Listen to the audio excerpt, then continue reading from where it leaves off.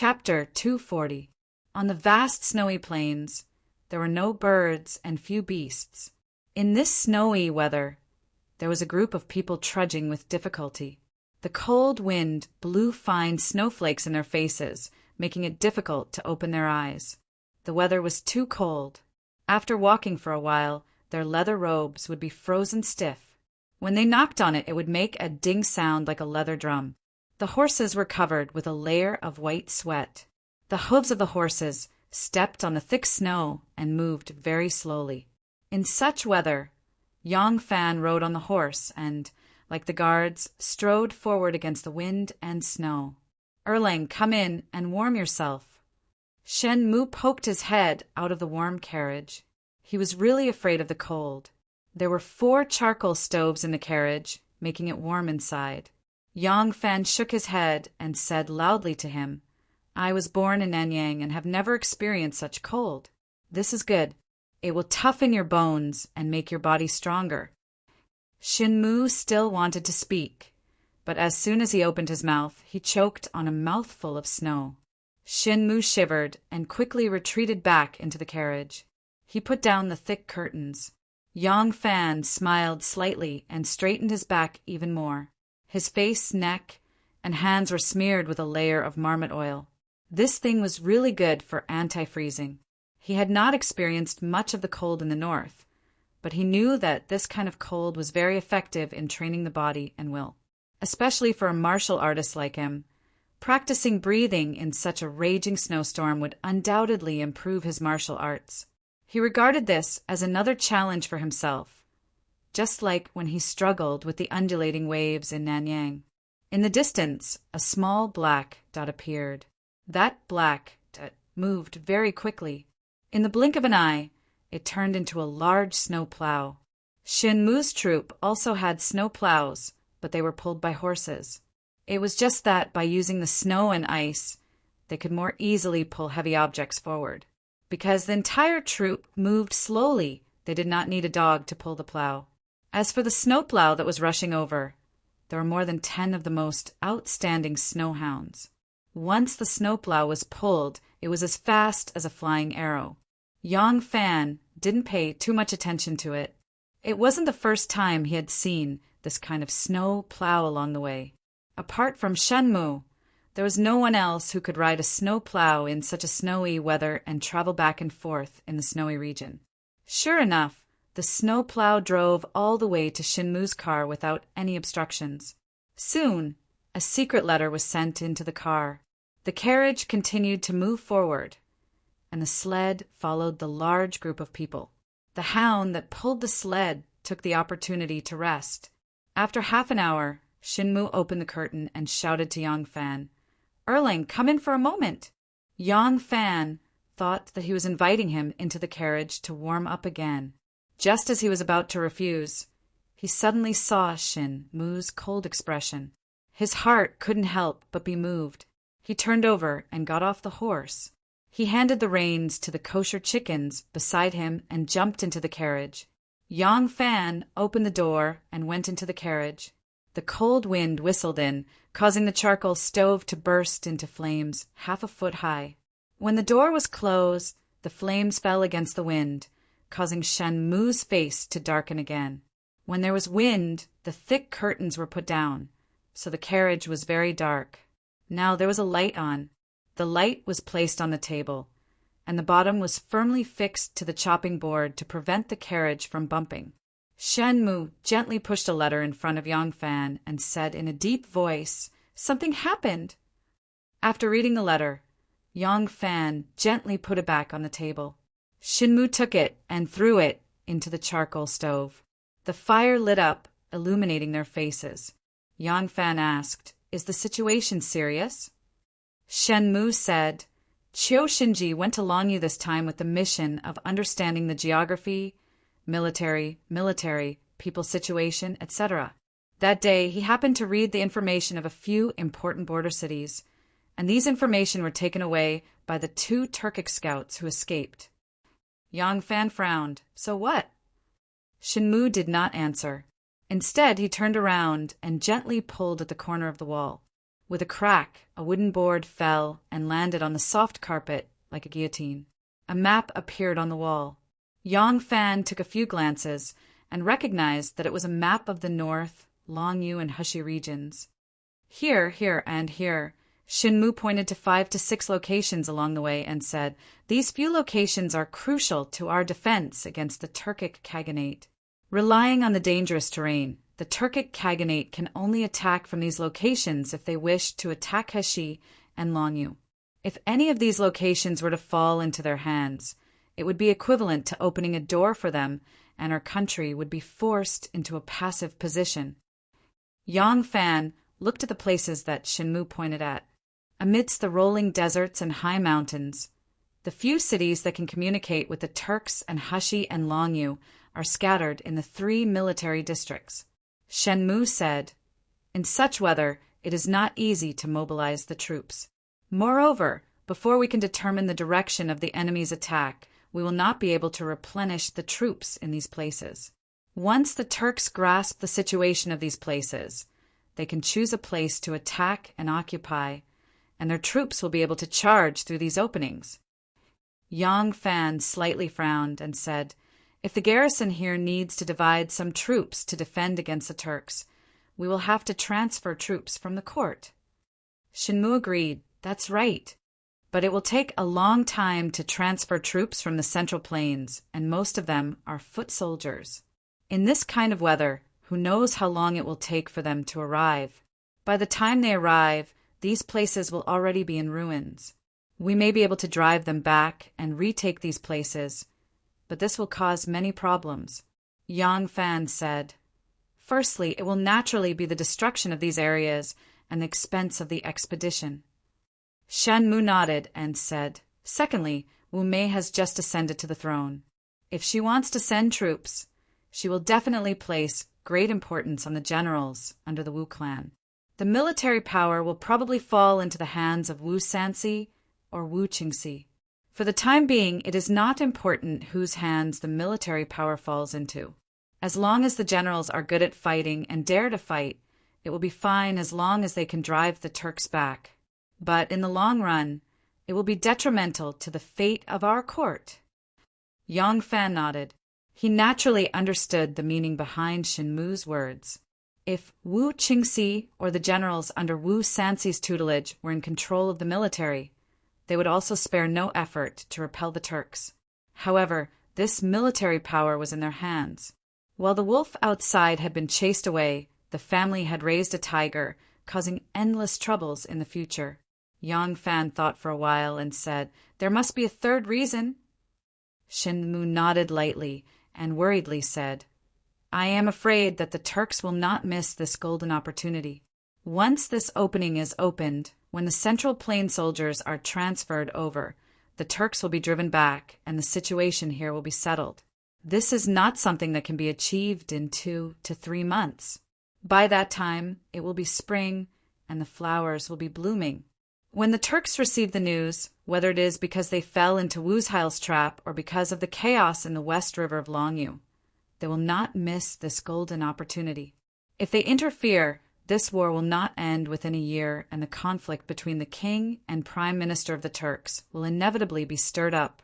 In this process, if either the Tubo king or great minister Trinling managed to seize control of the expeditionary army and win a major victory, they would have enough capital to suppress the other side, and thus they would be able to easily overwhelm the other side. Alternatively, the prime minister Trinling will turn the king into a puppet, or the king will completely strip Trinling of his military power and use peaceful means to resolve the internal conflict. If they can unify the power of the king and prime minister without any losses, it will be even more difficult to deal with them in the future." Hearing this, Yang Fan could not help but feel a headache coming on. He could not help but ask, "Brother Shin, do you have any good ideas?" Shinmu was silent for a while and faintly said, "Do you think I am the current emperor of Great Zhou? Even if I am the emperor of Great Zhou, I will not be able to do anything unless I am given a troop that can fall from the sky." Yang Fan could not help but fall silent after hearing this. Shinmu sighed and said, Lu Shirda is indeed a veteran general who has been guarding the borders. He has already done his best to make up for it. First, inform the key passes to use ice and snow to strengthen the city's defenses. Second, inform the garrison generals of Heshi and Shuafeng to transfer as much troops as possible to the front passes. Third, send someone back to Luojing and report this matter to the Empress. If the Empress can make early preparations, she will be able to transfer troops faster if a war breaks out here. Other than this, he has no other method. These things cannot be left unprepared, and once they are prepared, they cannot be hidden from the eyes of those who are observant. Thus, it is impossible for him to play the empty city stratagem, to mislead us. Dispirited, Shenmu leaned back against a couch and whispered, "When we return to Luoyang, we should first submit the secret military report on Longyu. As for supporting the 10 Western Turkic Khaganate, we can also talk to the Empress about it. There is always a benefit and a drawback, so there is even more need to support them. However, don't mention sending troops to recapture the 4 garrisons of Anxi. If we delay this matter, who knows how many more years it will take, and the longer it takes, the more difficult it will be." As he rode on his horse, Yang Fan felt like there was a fire burning in his heart. This series of unforeseen events had filled him with an indescribable anger, but he did not know who he should vent this anger on.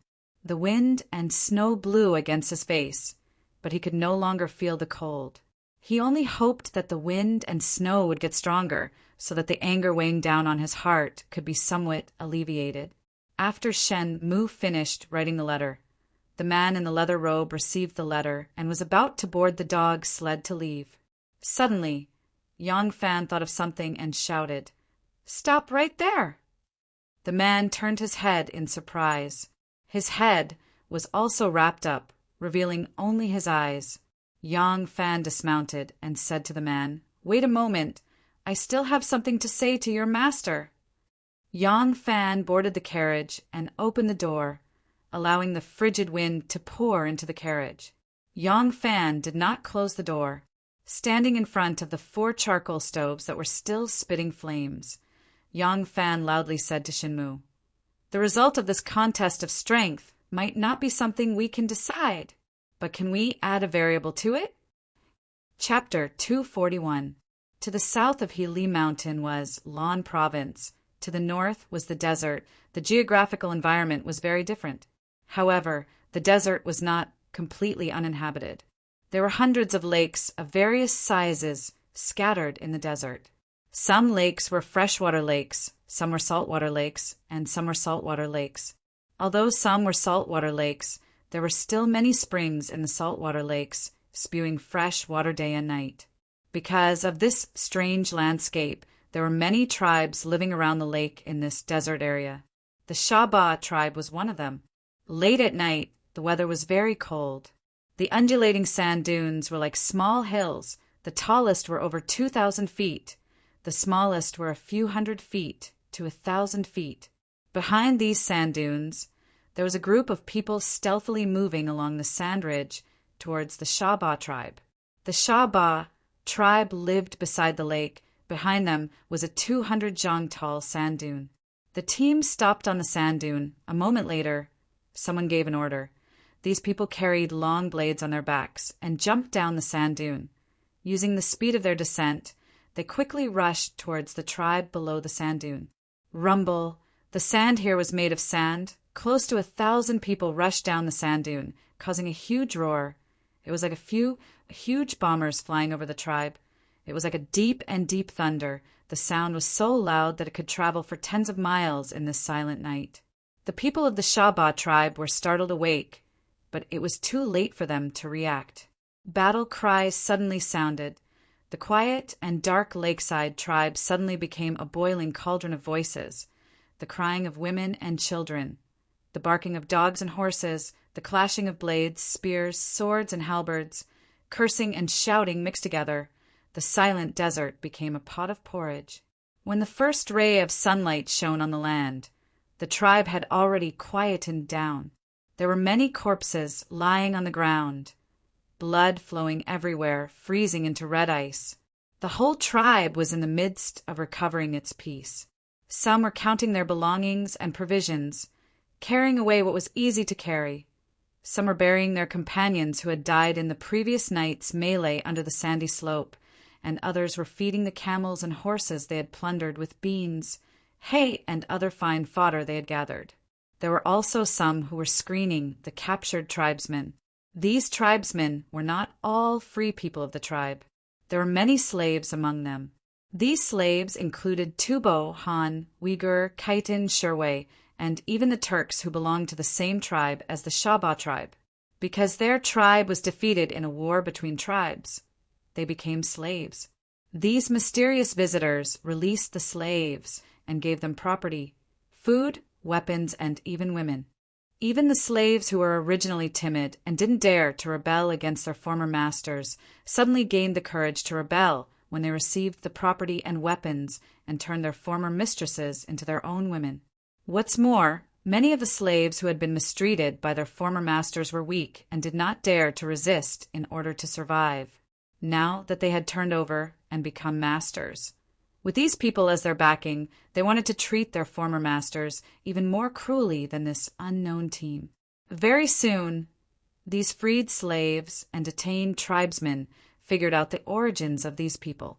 These were two famous groups of horse bandits. One group was mainly made up of Han people, the Little Flying General, and the other group was mainly made up of Turks, the Black Whirlwind.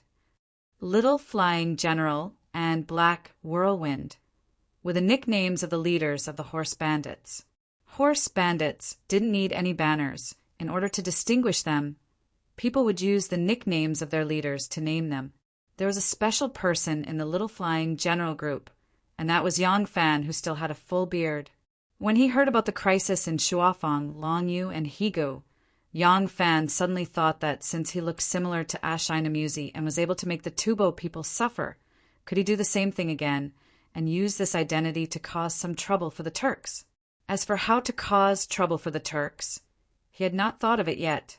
He planned to act according to the circumstances when he arrived at the Turks. With just a team of horse bandits, it was impossible for them to affect the military operations of the Turks, who had close to 300,000 soldiers. But with his identity as Ashinamuzi, it was hard to say. Like the Tubo, the Turks had serious internal conflicts, such as between the main tribe and the vassal tribes and between tribes. If he could use Ashinamuzi's identity to make the Turks suspicious of each other, or even provoke a dispute between them, causing a greater turmoil. Under such circumstances, the Turks would definitely not be able to send troops to attack the Tang dynasty. In this way, before they resolved their internal conflicts, the armies of Shuafang, Long Yu, and Hushi could calmly respond, replenish their troops, adjust their deployment, and strengthen the city's defenses, rendering the intelligence they received useless.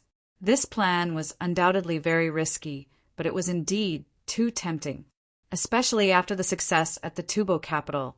Shinmu had a taste of it.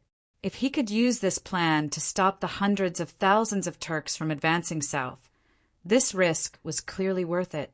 Thus, after careful deliberation, Shinmu decided to use Zhang Yi's horse bandits as the main force, and then borrow some elite cavalry from Wuzheil to disguise themselves as a group of horse bandits to infiltrate the Turks' territory.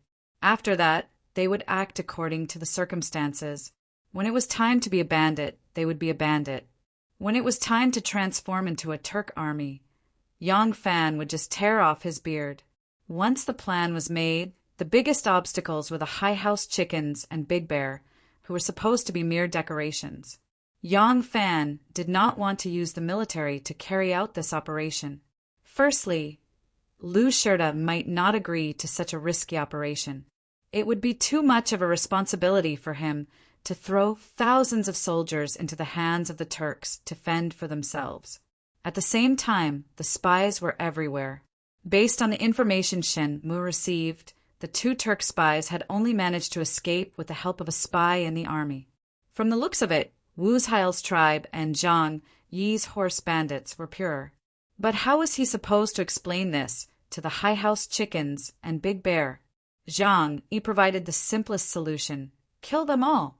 This method was truly without any repercussions, but Yang Fan could not bring himself to do it. In order to save the lives of hundreds of thousands of people, sacrificing 2 innocents seemed worth the price, but Yang Fan could not bring himself to do it. He wanted to convince these 2 to join his plan. As they passed by an oasis town, Yang Fan called them to his residence. He told them that, through the court's secret reporting system, he had learned that a Turk spy had escaped back to the Turks with important military intelligence. In order to prevent a possible Turk attack, he wanted to use his resemblance to Ashina Musi to infiltrate the Turks and cause chaos. Besides the damage that would be caused if the Turks invaded, Yang Fan spared no effort in explaining how great his future would be once he succeeded. The High House Chickens and Big Bear were no fools. From the fact that he had rushed to the Turkic cavalry division and then brought his men to Tubo to gather enough intelligence, they knew that he had another source of information and that he had the help of another faction. The 2 of them were just decorations. Their many years as scouts had trained them to be cautious and meticulous. They did not want to pry into Yang Fan's secrets, nor did they fear death. Their home was in Longyu, and Yang Fan's actions were beneficial to their family and elders. That was enough. Moreover, they knew what it meant if they succeeded in this venture. As a result, the 2 soldiers who had always been adventurers agreed to work with him. After that, Shenmu stopped at the small town and sent his trusted aides back to the Turkic cavalry division to ask for more men from Wushile. Even if there were spies in the Turkic cavalry division, they could not form a powerful intelligence network. With just 1 or 2 eyes and ears, they could not possibly send out any information on such a snowy day, unless he defected and never returned. Even so, Shenmu kept this important mission a secret. He sent his trusted aides to meet with Shenmu to discuss the matter. To the outside world, he only said that they had been attacked by bandits on the way and needed the protection of the Turkic cavalry division. Wushile had personally selected the bravest and most trustworthy 1,500 of his trusted aides.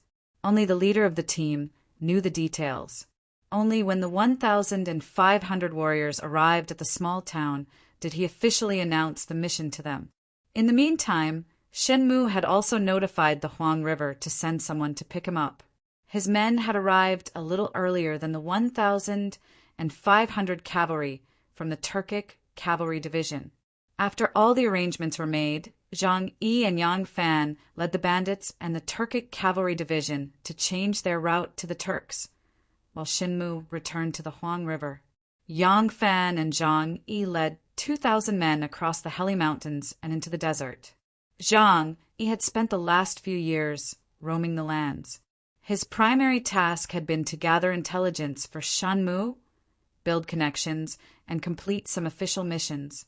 He was sworn brothers with Black Whirlwind, the leader of a band of bandits in Turkic territory.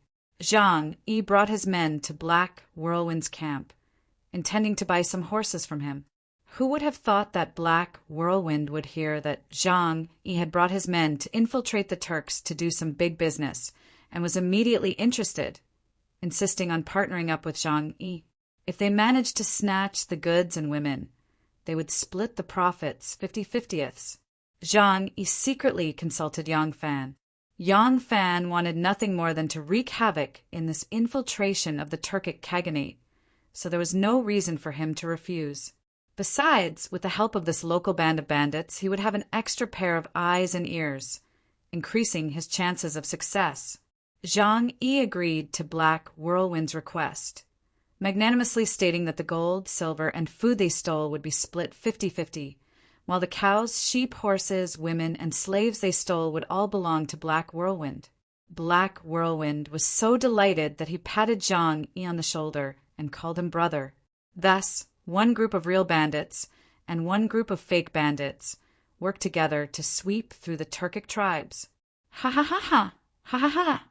The bearded, Turkic Black Whirlwind, with his three-pronged heavens supporting trident on his shoulder, roared with laughter as he watched the herds of cattle and sheep gallop past him.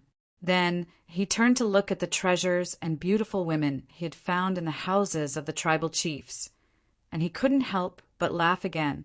Zhang Yi and Yang Fan, whose beard was almost as big as Black Whirlwind, stood not far away, whispering in each other's ears. Yang Fan said, "Brother Zhang, we need to fight to sustain ourselves, so we still have to pretend to be bandits." However, sweeping through the small tribes on the borders of the Turkic Khaganate isn't very useful. We've already stolen enough horses, so we can move on.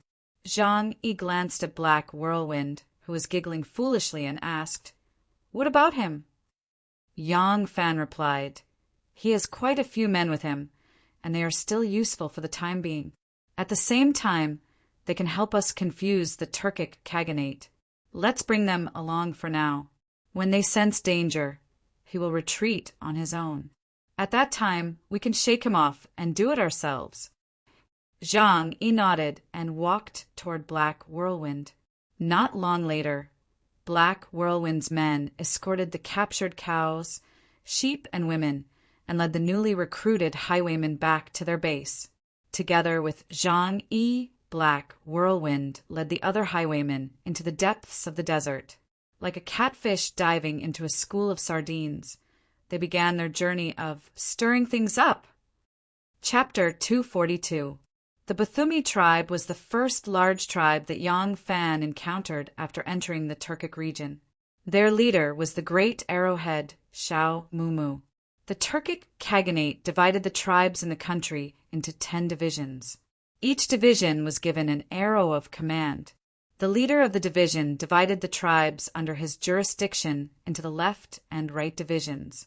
Each division had 5 tribes, and each tribe was given an arrow of command. Therefore, a large tribe was also called an arrow. The great arrowhead was the leader. His official title was Urjin.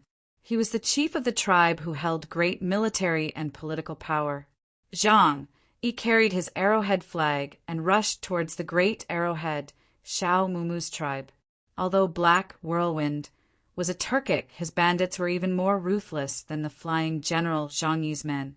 Originally, Black Whirlwind was much more powerful than it was now. If they had not suffered heavy losses under the encirclement of the Turkic army, he would not have been unable to gather 2,000 horses when the flying general came to buy them. It must be known that when he was at his strongest, he would often bring 3 horses with him. Now he finally had a chance to take revenge. However, Black Whirlwind had never dared to attack a large tribe like the Bathumi.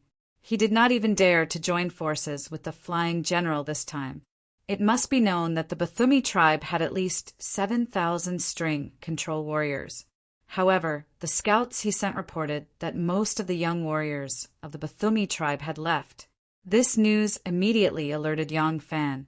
Right now it was the winter season. There was no nomadic migration. Where could the warriors of a large tribe like Parthimi go? Yang Fan immediately thought, could it be that the 2 Turkic scouts that escaped have already reported to the Turkic Khaganate, and the Turkic Khaganate was gathering his troops to attack the Great Zhou's border fortress? In order to understand this point and understand the military movements of the Turks, he needed to attack this tribe and interrogate their leader. In order to make the warriors of the Baksami tribe forget about the southern expedition and return to reinforce the tribe, he needed to inflict heavy losses on this tribe. At the same time, with the rank of this tribe's chief, he had the opportunity to meet Ashinamuzi. Yang Fan also wanted to show his face here, arouse the tribe's suspicion of Ashinamuzi, and incite conflict between them. Zhang Yi had received Yang Fan's instructions and insisted on taking over the Parmi tribe. Black Whirlwind was originally a little apprehensive. However, after careful investigation and confirming that the main battle power of the Parmi tribe had already left, his greed was immediately aroused. Now that he had the assistance of Xiao Fei General's 2,000 power soldiers, this was an extremely rare opportunity. If he missed this opportunity, he was afraid that he would never have the chance to attack such a large tribe again. Thus, the 2 parties hit it off and quietly made their way to the Parmi tribe. The Pami tribe was the largest tribe in this desert region, so there was an extremely large freshwater lake in their pasture. There were also some trees and reeds, as well as pasture grass, sage grass, sea buckthorns, and other weeds. It was just like an oasis in the desert.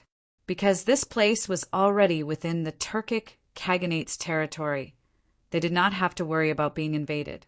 The bandits that roamed the plains did not dare to attack this large tribe, so the defenses of the entire tribe were very lax. Yang Fan sent 2 skilled scouts, Gaoshi Chicken and Big Bear. In addition, Zhang Yi and Black Whirlwind chose a dozen or so vigilant and nimble warriors to open the way. They stealthily made their way to the Pami tribe. On the way, they did not encounter a single roaming sentry. Only when they were 2 li away from the yurt settlement of the Pami tribe did they discover 2 patrolling sentries with hunting dogs. Gaoshi Chicken and an archery expert under Black Whirlwind's command assigned their targets. They hid in the grass and observed their targets. At the same time, they drew their bows and shot arrows. They shot 2 arrows in rapid succession, first hitting the person and then the dog. They killed it with 1 arrow. As they continued forward, they did not see a single sentry. Big Bear immediately made his way back to report to Yang Fan. Yang Fan and the others led their horses and approached the tribe on foot. Although the other party did not have strict defenses, the tribe was too large. Their small forces could not take them all. Once they approached on horseback, even if they were at a disadvantage, their movements would definitely be discovered by the livestock and hunting dogs. If the people in the tribe discovered them early, they would not be easy to deal with. After all, even the old, weak women and children had the ability to raise bows and fight. After receiving Big Bear's report, they secretly increased their speed. When they arrived in front of the tribe, the sky was already beginning to brighten. A sliver of light seeped through the thick and low clouds, making everything in front of them hazy. There was an endless number of yurts. A rough estimate showed that the entire tribe had more than 40,000 people. Yang Fan, Zhang Yi, and Black Whirlwind hid in the grass and carefully observed. Black Whirlwind's eyes lit up as he looked at the yurts. It was as if he was looking at countless cattle, sheep, treasures, and women. Yang Fan, on the other hand, was estimating how to take down this large tribe with only 4,000 soldiers. Most importantly, he had to capture their leaders and ensure that his plan was carried out. After thinking for a long time, Yang Fan whispered a few words into Zhang Yi's ear. Zhang Yi nodded and moved to the front of Black Whirlwind. He pointed forward and said, "The tribe is too big. We cannot capture them all in one go. In a while, we will charge straight into the main tent of the Big Arrow and capture their leader. The normal herdsmen can only flee in all directions. We do not need to care about them. We just need to capture those rich and powerful families and leave before their reinforcements arrive." This sentence was exactly what Black Whirlwind wanted. After the 2 of them finished their discussion, he raised his hand and waved. The warriors behind him got on their horses, one after another, and drew their weapons. Woo! Woo! The shrill sound of a horn sounded. The sound of hooves sounded like a dull drum. For 1,000 wolf cavalry charged out and pierced through the main camp of the Bathumi tribe. They rushed straight into the depths of the tribe. Kill! Kill! Kill! The sudden battle cries woke up the people of the Bathumi tribe. The cows, goats, and horses neighed uneasily in their pens. The men who woke up were disheveled. They hurriedly picked up their weapons and rushed out of their yurts. Countless horsemen galloped past their yurts and casually swung their sharp sabers, decapitating them. Some of the herdsmen had just climbed onto the backs of their horses when a long spear appeared in front of them and ruthlessly pierced through them. The person holding the spear did not even have time to pull back his spear. He loosened his grip on the spear and pulled out his saber. He continued to charge forward.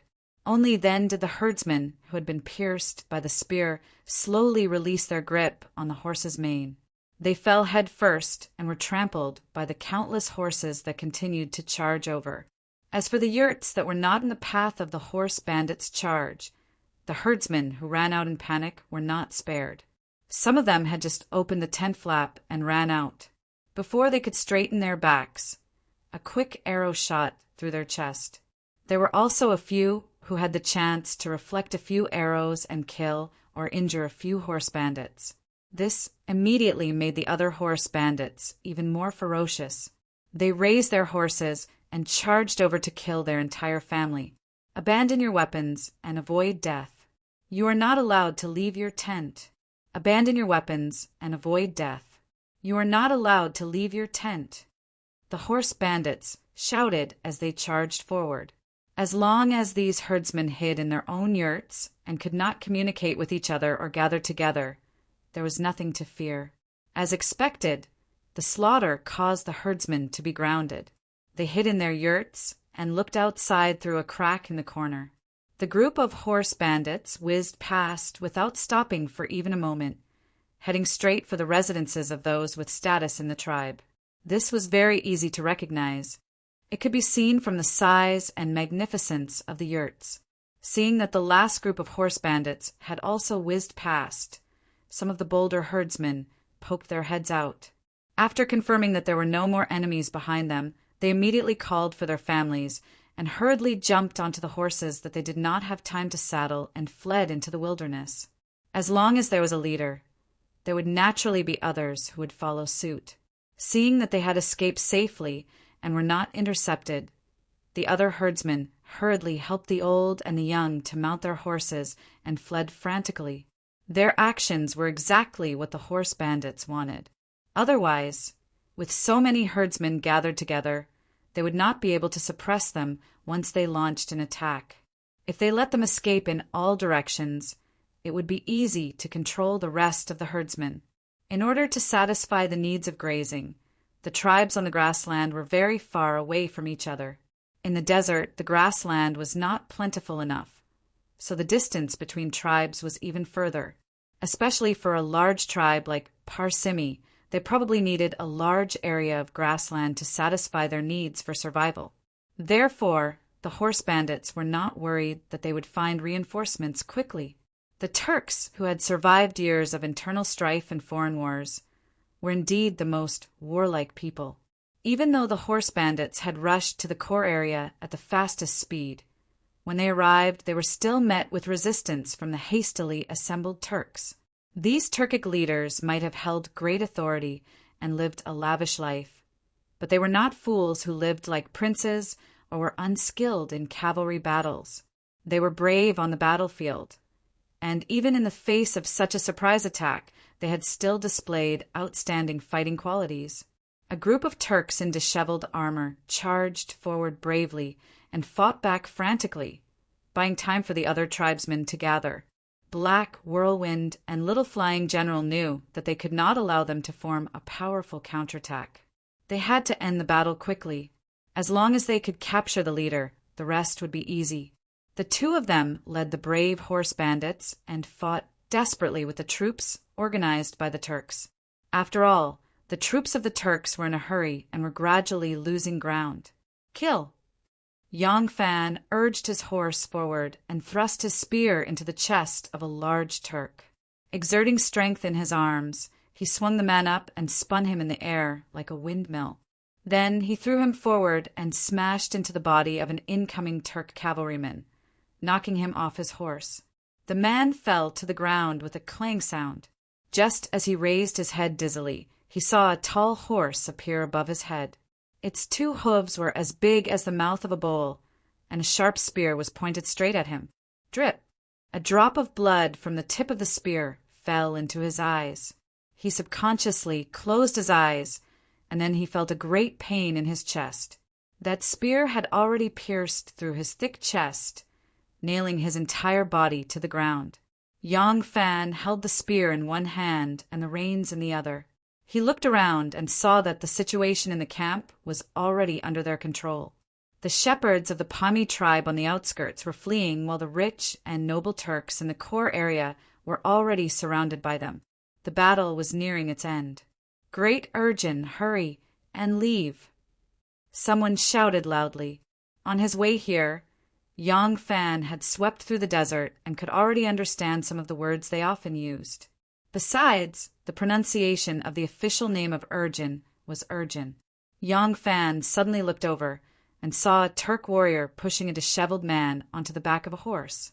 The moment he turned around, he was cleaved in two by a horse bandit. The bearded man riding on the horse turned the horse's head and whipped his whip, wanting to escape far away.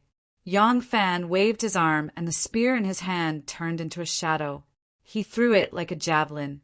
The spear carried a mournful long whistle and pierced the horse's belly with a pew sound. The horse let out a mournful cry and suddenly leaped, throwing the bearded man off its back. Chapter 243. The battle was finally over. Zhang Yi and Black Whirlwind, who were used to working together, had a tacit understanding of how to deal with the aftermath. Some escorted a group of women to get food, while others were responsible for cleaning up the slaves in the tribe, giving them weapons and valuables, and inciting them to rebel. Regardless of whether they were willing to join the horse bandits, as long as they did something subversive, they could create some trouble for these tribes. There were also people responsible for counting the cattle, sheep, valuables, weapons, and valuables in the village. Black Whirlwind could no longer laugh.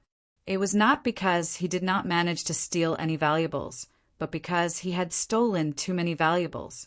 He could not possibly transport so many cattle, sheep, and valuables back to his nest. Seeing that he had to give up some valuables, he felt a pang in his heart. The horse bandits occupied the best yurts in the Pasumi tribe and ate the best food to replenish their strength. Once they were energetic, they excitedly threw themselves into dividing and collecting the valuables and women. Of course, they did not get carried away. Even though they knew that the escaped herdsmen would not be able to find reinforcements so quickly, they still set up a sentry post 30 miles away. This was to ensure that once the enemy approached, they could immediately escape. The owner of the magnificent yurts in Xiao Mumu's tent had changed. Black Whirlwind was walking outside, feeling distressed as he pondered how many valuables he could not take away. Little Flying General Zhang Yi was in the tent interrogating the original owner, Xiao Mumu. Arrowhead, as far as I know, your tribe has at least 7,000 bowstring control warriors. How did they all become old, weak women and children? Where are the people? Could it be that they're all dead? Zhang Yi leaned against the soft silk bedding. On his knee was a woman with an enchanting body. The tent was very messy. The bedding was not even folded. Arrowhead Xiao Mumu had woken up from his sleep and hurriedly ran to fight. The woman on Zhang Yi's knee was one of Xiao Mumu's beloved concubines. Her name was Tuobarurin, and she was from Dangxiangchang. She was a very beautiful woman, but now she had become a plaything on Zhang Yi's knee. As Zhang Yi asked Xiao Mumu, he patted the woman's round buttocks lightly. He even hit a spot. Yang Fan casually sat down at a table in the side room. Listening carefully, Zhang Yi was actually filming the general's order. Xiao Mumu glared at Zhang Yi with a venomous gaze and did not say a word. Zhang Yi chuckled and waved his hand indifferently. Drag one of his sons out and kill him. Wait.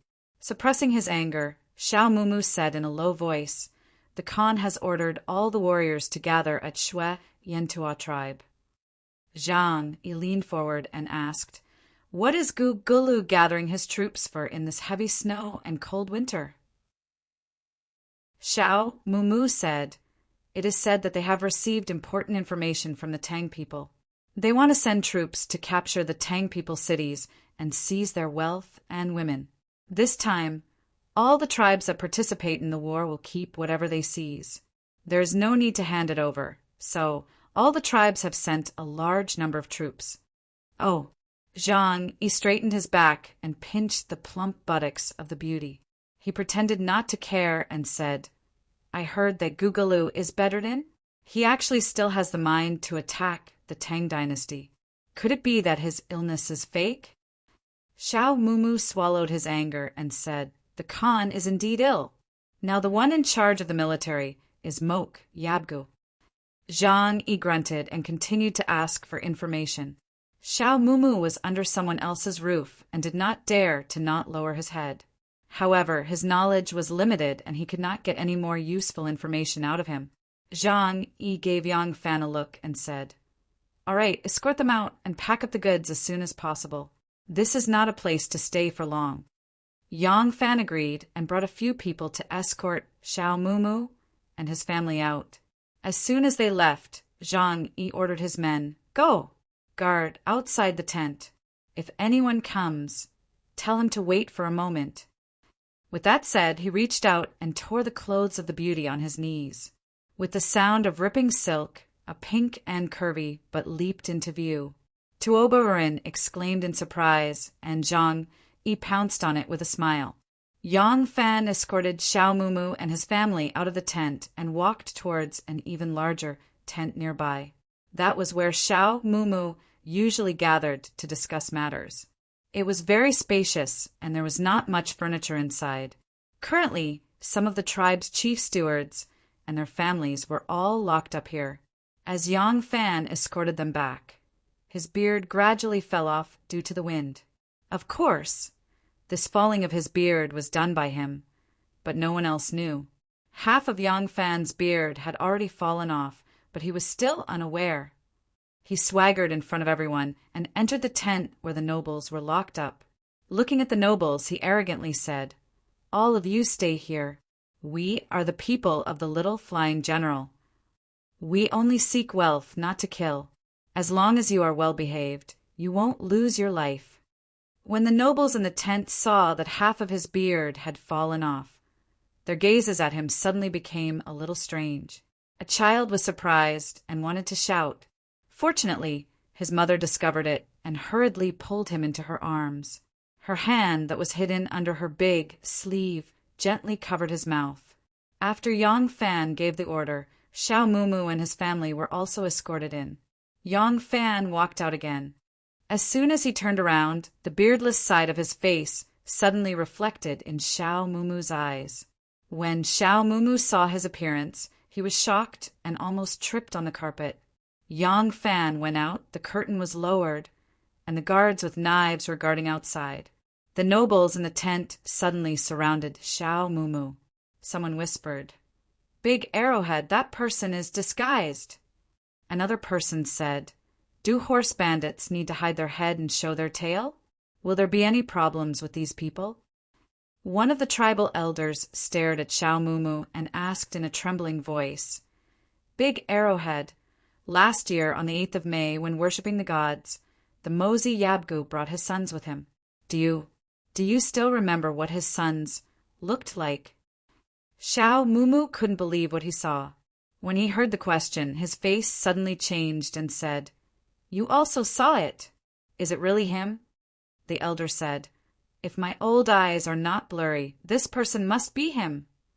The other nobles looked at each other and asked, "Big Arrowhead, who are you talking about?"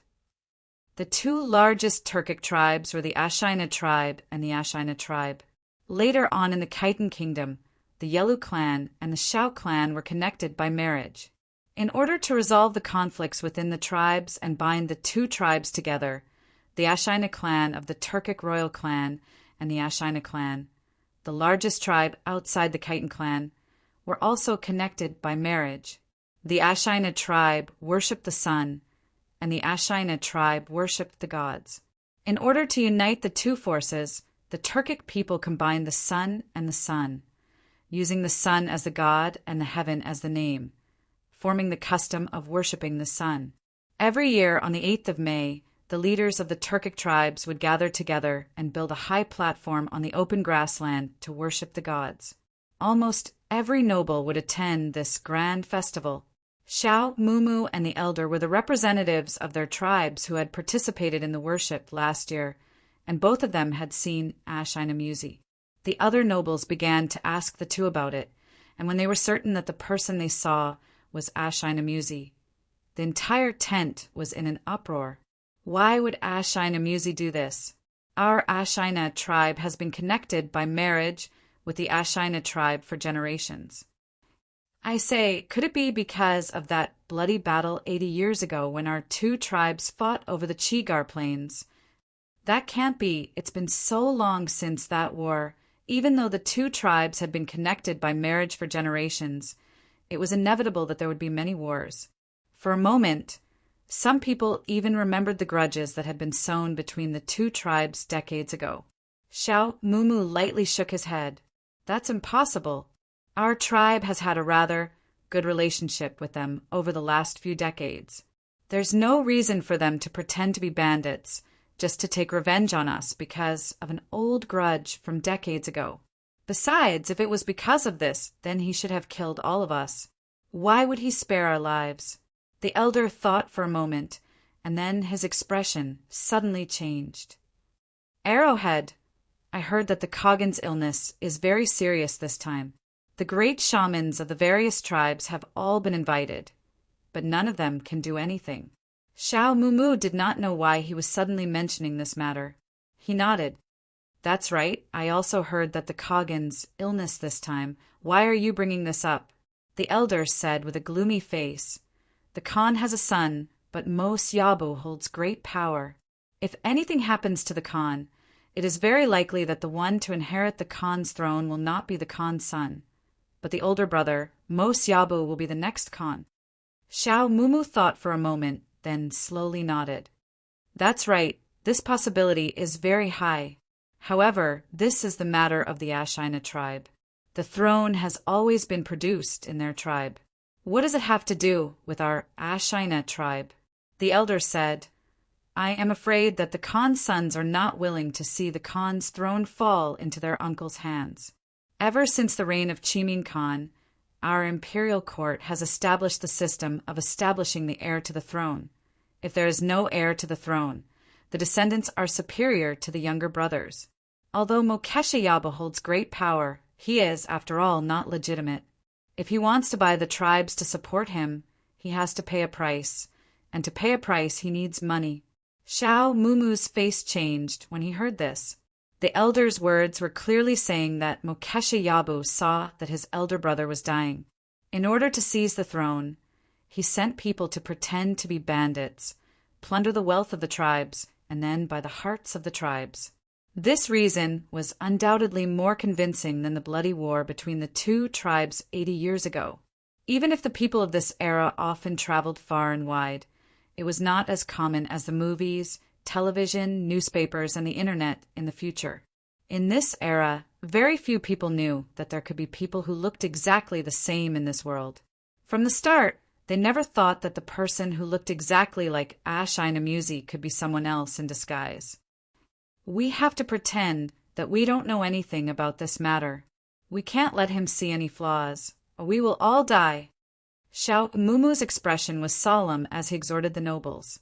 He gritted his teeth and said fiercely, If we can escape with our lives, I will personally see the great Yabu of my tribe and report this matter to him. Chapter 244. Yang Fan left the tent where the dignitaries of the Parmi tribe were imprisoned. He fixed his beard and immediately went to see Zhang Yi.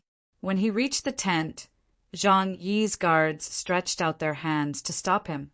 Yang Fan was unwilling to pay attention to him and barged in with a push. Zhang Yi was lying on the bed and was working hard to drill the crude oil. Seeing Yang Fan barge in, Tuoba exclaimed and quickly covered her face. Zhang Yi pulled the blanket over his body in a sorry state and said with some vexation, Second, you can't even wait for a while. Yang Fan saw the situation in the tent and didn't know whether to laugh or cry. In front of this woman, he couldn't even talk about official matters. Yang Fan hurriedly retreated out and answered, Yes, big chieftain, this subordinate has something to report. Zhang Yi said, Wait a moment, I'll go out after I put on my clothes. The moment the curtain fell, Zhang Yi's drilling for crude oil action immediately turned into tamping. The sounds of thumping were fast and urgent, as though the ground beneath him was trembling. After the time it took to drink a cup of tea, Zhang Yi stood in front of Yang Fan in a refreshed state. Yang Fan gave him a thumbs up and asked, Where is the location of the Shui Yentuo tribe. Do you know? Zhang Yi thought for a moment before bending down to pick up a stone and started to draw on the ground. Of course, it was impossible for him to know the topography of the entire area, but he was familiar with this area. He could remember the location of every lake clearly. This was the capital to protect his life in the desert, and most of the tribes here relied on these lakes to survive.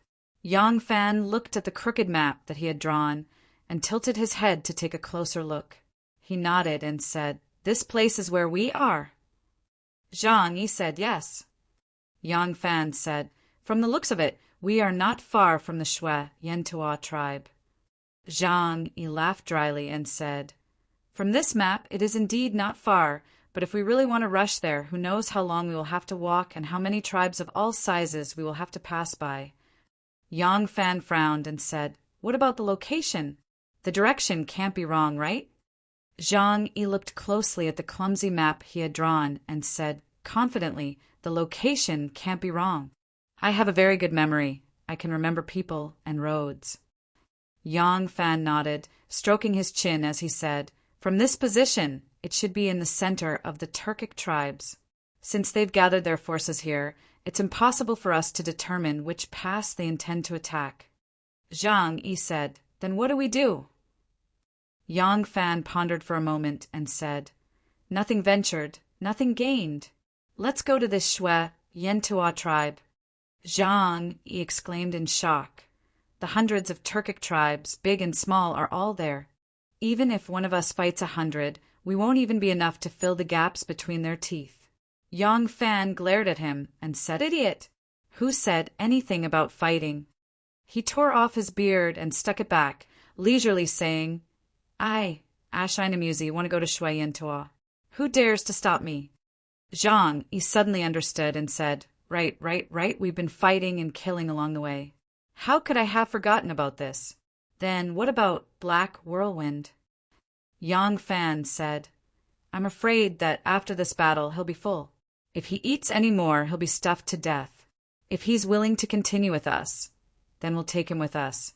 Didn't you say that there are still many small and large tribes between here and Shui Yentuo tribe? We'll continue to fight our way over and create more chaos. When we get close to Shui Yentuo tribe, we'll turn into one of the Turkic tribes attending the meeting. Black Whirlwind isn't stupid and won't follow us to such a dangerous place. When the time comes, there's no need for you to chase him. He'll leave on his own." Zhang Yi nodded and asked, "When do we move?" Yang Fan said, "We can't wait for the fleeing herdsmen to find reinforcements. It won't be good for them to guess our general direction. We'll leave immediately." In front of a yurt, Big Bear paced back and forth, a fierce struggle in his heart. After taking over this tribe, the Turkic bandits under Black Whirlwind had been unbridled, robbing and raping women. Even the cavalry of the Tukashi tribe were just as vicious. This had always been the rule of the grasslands. The victor had the right to control everything of the loser. Cattle, sheep, property, women, and even the loser himself could become slaves. And most of the women of the grasslands also had this understanding. Whoever was the victor would become their new master. The women of the grasslands had long since accepted this rule in their unique living environment. No matter how much they loved their original husband, they rarely resisted after being kidnapped. Most of them would calmly accept reality and become the new husband's wife. Moreover, they would earnestly and dutifully take on the responsibility of taking care of the family. Just like the later king of the grasslands, Genghis Khan, his mother and main wife, had both been kidnapped and turned into someone else's wife. As a result, the actions of these bandits did not meet with any resistance from the women. Seeing this situation, Big Bear could not help but feel tempted. He and the kosher chickens were specialized in extremely dangerous scouting missions. Each mission would last at least a few months and at most a year. Moreover, it was extremely dangerous. Once they were seen through, there was no chance of survival. The reason why they had not married at this age was not because they were too taciturn during blind dates, but because their identities were too dangerous. Who would be willing to become a widow at any time? Their taciturn behavior during blind dates was precisely a habit developed after many failed blind dates. Big Bear was still a virgin. Seeing how others could do whatever they wanted and how the women did not resist, Big Bear could not help but feel tempted. In the tent behind him, there was a very pretty Turkic girl. When the bandits under Black Whirlwind had charged into this household to rob their belongings, they had been stopped by the owner of the household and had wanted to draw their sabers to kill him. It was Big Bear who had passed by and stopped the bandits from violating the girl. He could sense that the girl had a good impression of him.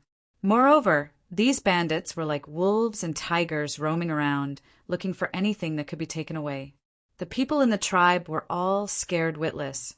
The girl even had a fawning attitude towards him, as if she wanted to rely on him for protection. If he wanted to sleep with this girl, she should not object, right? Big Bear struggled in his heart. One moment he was beaming, the next he was crestfallen, and the next he seemed to think of something. His face turned red. After struggling for a long time, he finally made up his mind. Stamping his foot, he turned and rushed into the tent. The beautiful Turkic girl timidly rose to her feet. Seeing his strange expression and burning gaze, she suddenly understood and shyly lowered her head, shooting a quick glance at him. Big Bear gathered his courage. Just as he was about to speak, he heard Zhang Yi shout from outside, "Is the camel ready? Let's go, let's leave immediately." Big Bear wanted to vent his anger like a pig. Lowering his head, he sullenly walked out. On the top of a sand dune across the wide freshwater lake from the Basumi tribe, a person quietly stood. Her entire body was wrapped in a yellow robe and a headscarf. Her face was also covered with a cloth of the same color, revealing only a pair of curved brows and a pair of delicate eyes. Those curved brows were like the crescent moon reflected in the water of the lake at night. Those bright eyes were like the twinkling stars in the moonless sky. Her hand was outstretched, and the camel's head was lowered, licking the salt from her palm. That small and thin hand was a little thin. Teneno had been following Shinmu for a long time, all the way until Shinmu entered Big Dipper Valley and took up residence in the Tukashi tribe. This entire winter, she had been keeping watch at a small tribe that Shinmu had to pass through on his return journey. But on the return journey, she had finally lost track of Shinmu.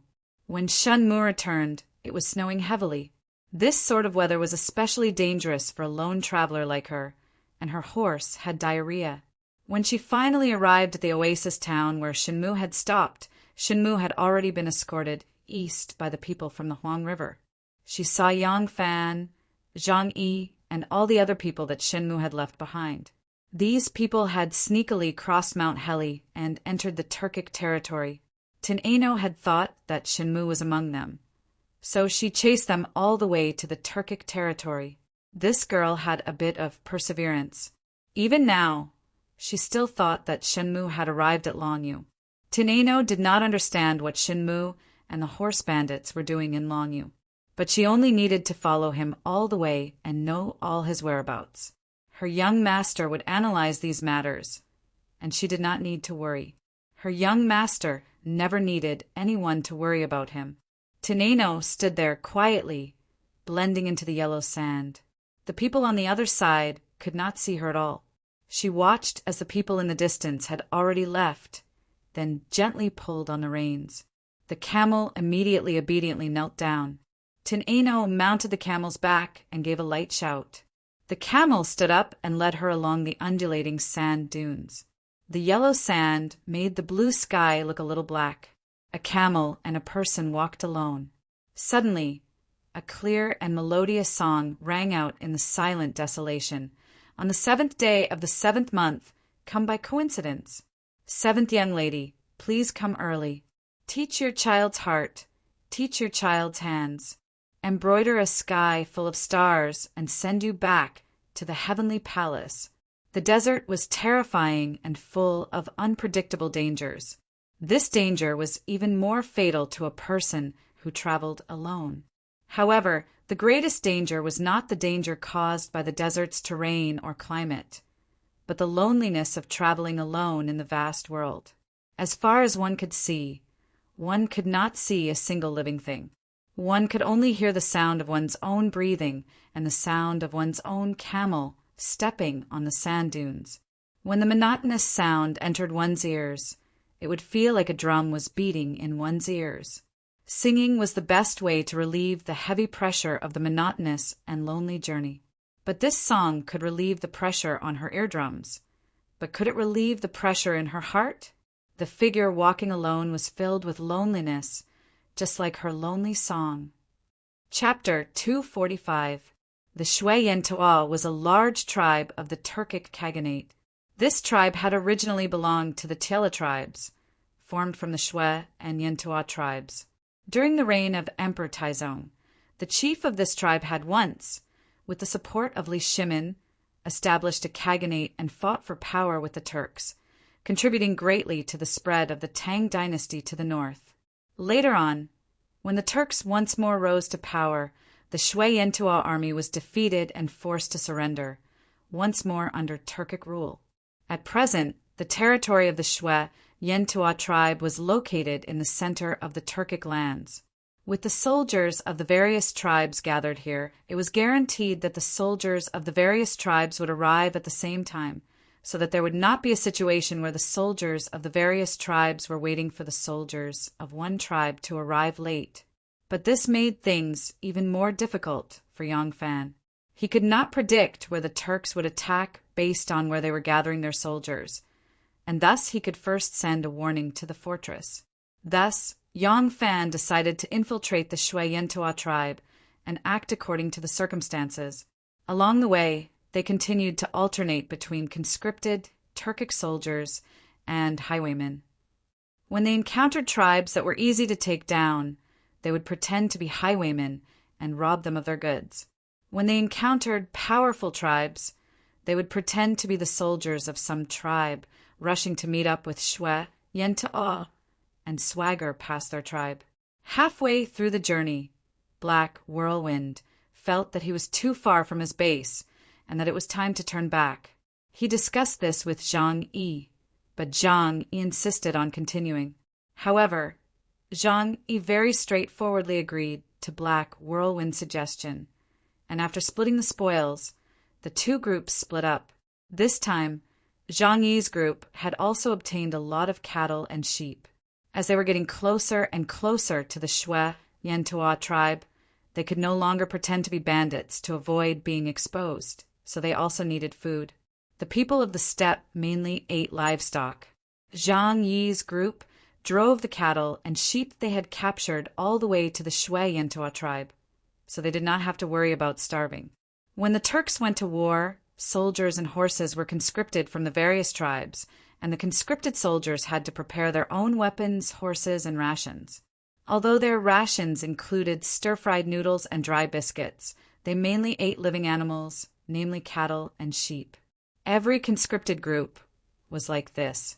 As long as they went out to battle, they would drive large herds of cattle and sheep, and when they were hungry, they would slaughter a few of them to fill their stomachs. In the wars between the Tang dynasty and the nomadic tribes, when they won, there was often a special section in the war reports to count the number of cattle and sheep seized from the battle. It wasn't that they fought their way into the enemy's tribe, but that once the enemy suffered a defeat, the three armies would retreat in disorder, and these cattle and sheep would become the spoils of war. They didn't have any soldiers' pay. The Khaganate wouldn't care about this, and neither would the tribal chiefs.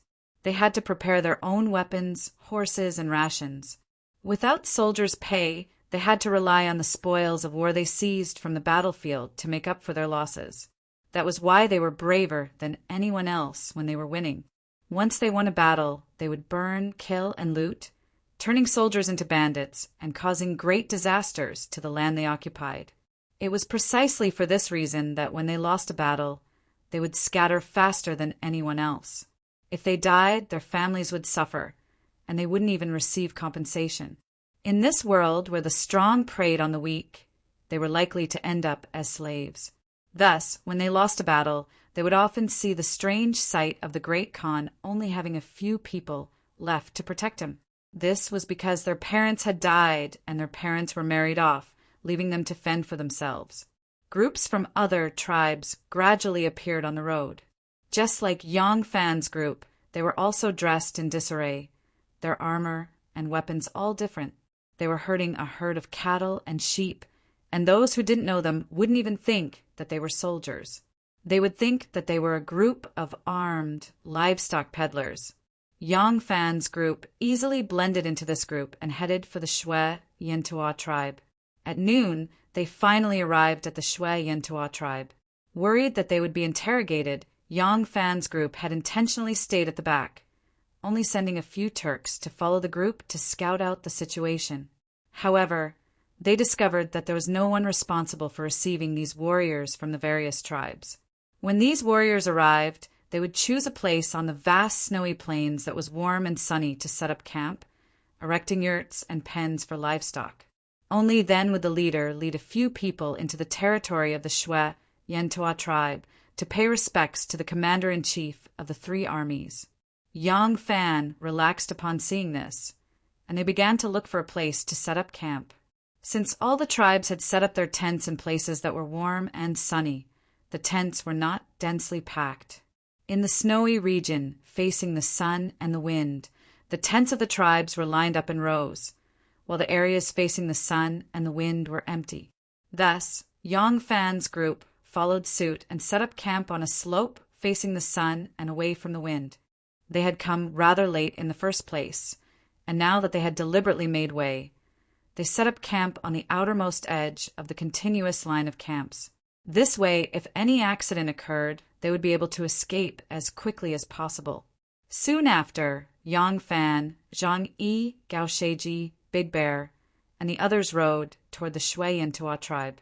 As a large tribe located in the center of the Turkic Khaganate and blessed by the heavens with a freshwater lake on its side, some of the residents of the tribe had gradually stopped their nomadic herding and turned to merchants.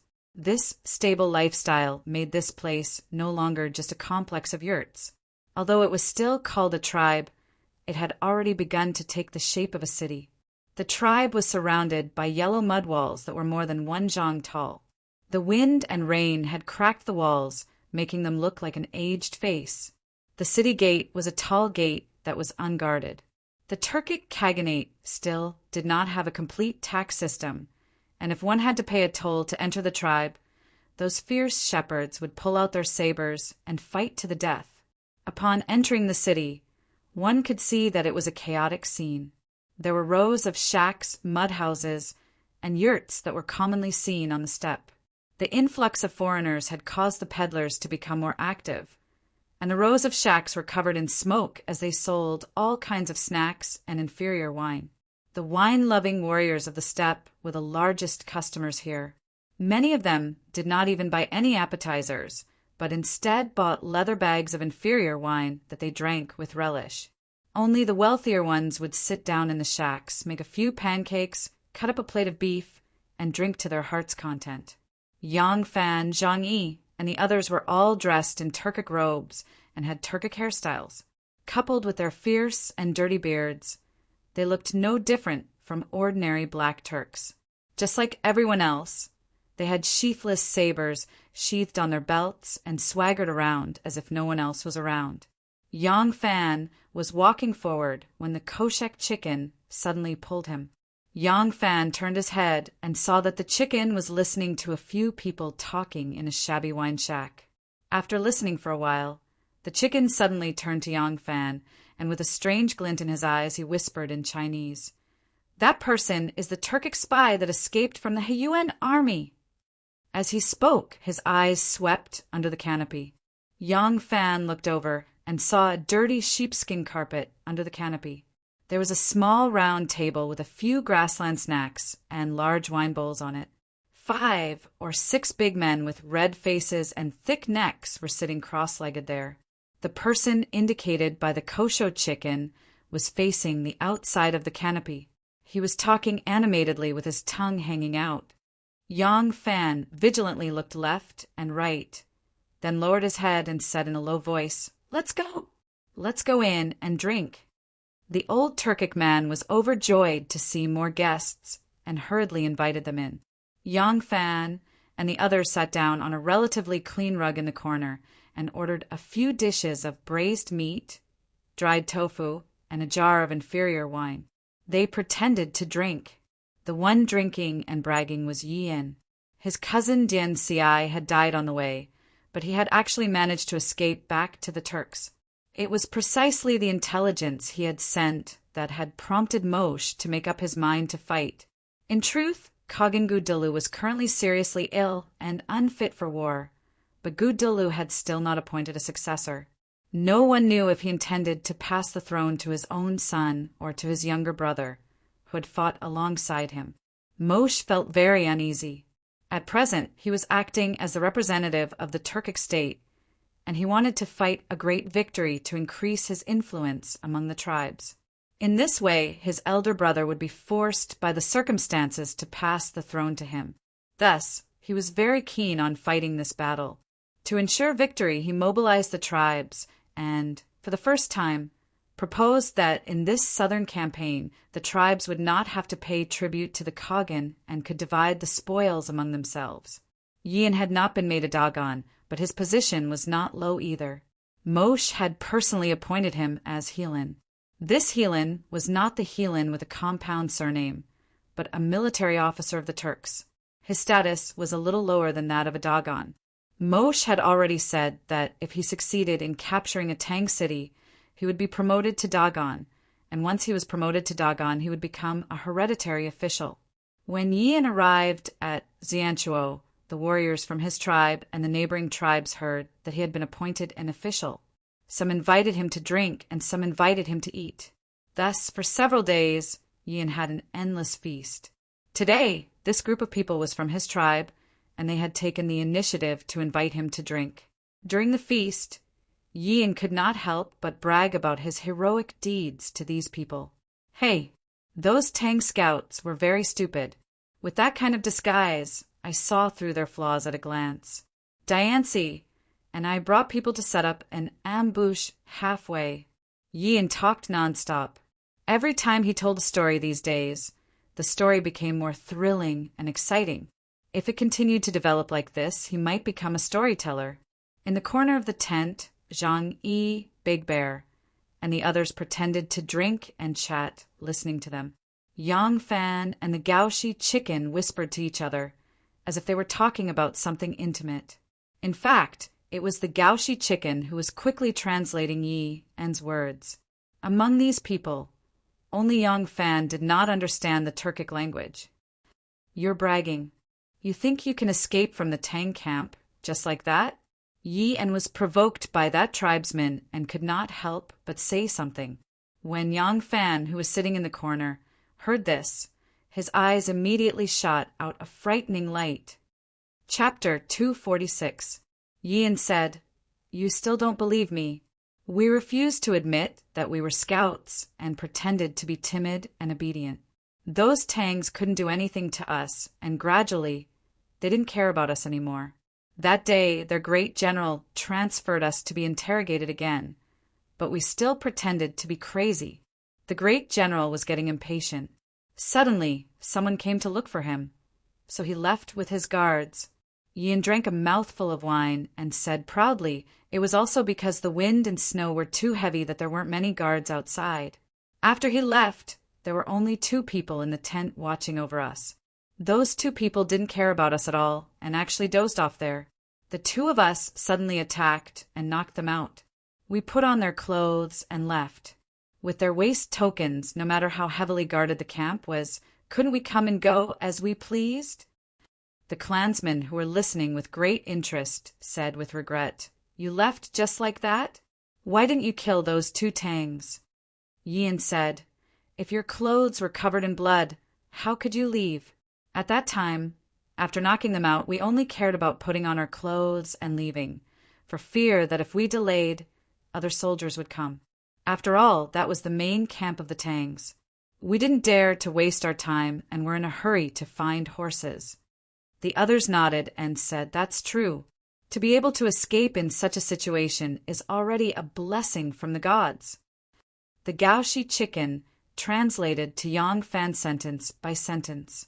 When Yang Fan heard this, a strange light suddenly appeared in his eyes. He asked in a low and cold voice, "Did you hear it correctly? He really said that?" The Gaoshi chicken looked at him strangely and nodded vigorously. Yang Fan repeatedly pondered over what Yi Yin had said earlier, and a wisp of icy coldness faintly suffused his eyes. He was the only person other than Shinmu who understood the secret report sent by Shinmu's informant. The secret report had a very detailed description of the process of the two Turkic spies' escape. At that time, there were two people in the tent watching over the two spies and two halberd-wielding warriors guarding the door. However, according to Yi Yin, there were only two people in the tent. Based on the many praises that Yi Yin had just said, if there were really 4 guards in the tent at that time, in order to show his bravery, he definitely wouldn't have said too little. Then what about the 2 halberd-wielding warriors whose throats were slit at the back of the tent? Didn't he say that there were Turkic scouts in Lu Shirda's army? It was true that Yi Yin could boast about how valiant he was when he assassinated 100 cavalrymen, and how difficult it was for him to escape from the army camp and be pursued. But how could he make up such an important fact that he was rescued by an insider to be completely unrecognizable? The grassland herdsmen valued credibility and sincerity. Deception was a very serious matter, and an appropriate exaggeration and a complete fabrication were very different. Moreover, Yi Yin said that at that time he only knocked out 2 imperial bodyguards. He didn't kill them because he was afraid that the blood would stain his military uniform. However, when the 2 people in the tent were discovered, they were clearly beheaded. Who did this? It was daytime, and it was a snowy winter. How could the 2 guards be so tired that they dozed off? It wasn't like it was summer. Was there a need to sleep so thirsty? Yang Fan had served in the Jinwu Guards and was an imperial guard in the palace.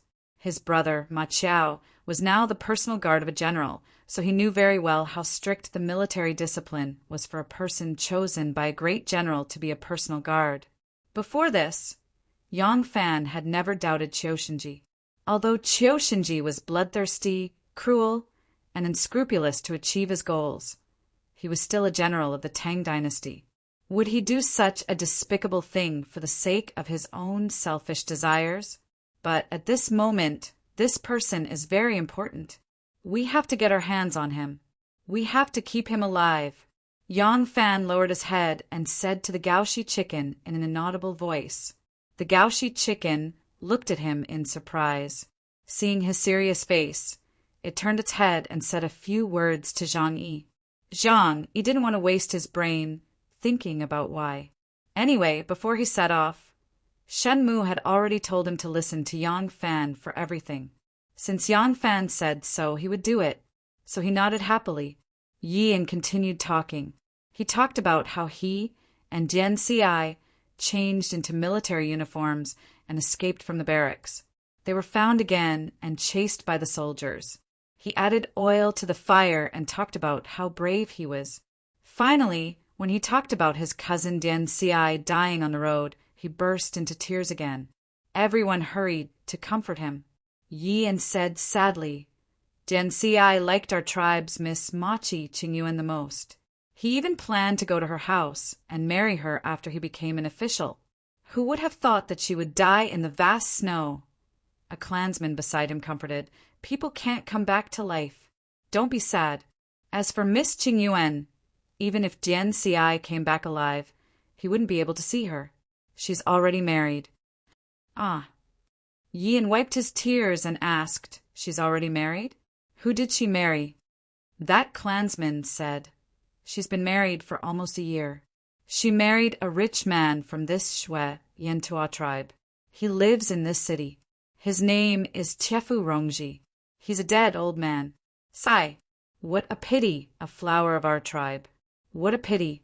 That buttocks that are as firm as a mare's and breasts that are as big as a cow's. Yi Yin said happily, Is that so? Then I'll have to buy some gifts to visit her later. A few clansmen immediately revealed a warm expression. Yang Fan and the others waited patiently at the side until these people finished drinking and dispersed. Those clansmen all walked out of the city and back to the barracks. Because Yin wanted to visit the flower of their tribe, he walked in the opposite direction alone.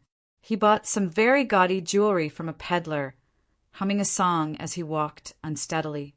Yang Fan and the others immediately followed behind him.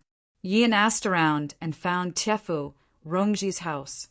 Rongji was a Turkic who had already left his nomadic lifestyle and turned into a merchant. He could be considered to have a small fortune in this city. He spent a large sum of money to marry this Miss Machi from Yi En's tribe, whose beauty had spread far and wide. But in the end he was struck down. His already old and weak body died in less than half a year. His 4 wives divided up his family's property. Machi Qingyuan obtained a wine shop that was still managed by the same workers. Every day she would have an income, so she lived a leisurely life. The Shui Yantua tribe had always been large and had a large population. Coupled with the fact that the warriors from the surrounding tribes would occasionally come to the city for a stroll, the streets were bustling with activity. Yang Fan and the others had no way to make a move, so they could only follow Yin from a distance and watch him walk into a wine shop. The wine shop had a front shop and a back residence. The workers managed a business in the front shop while the lady boss, Machi Qingyuan, lived in the residence in the back.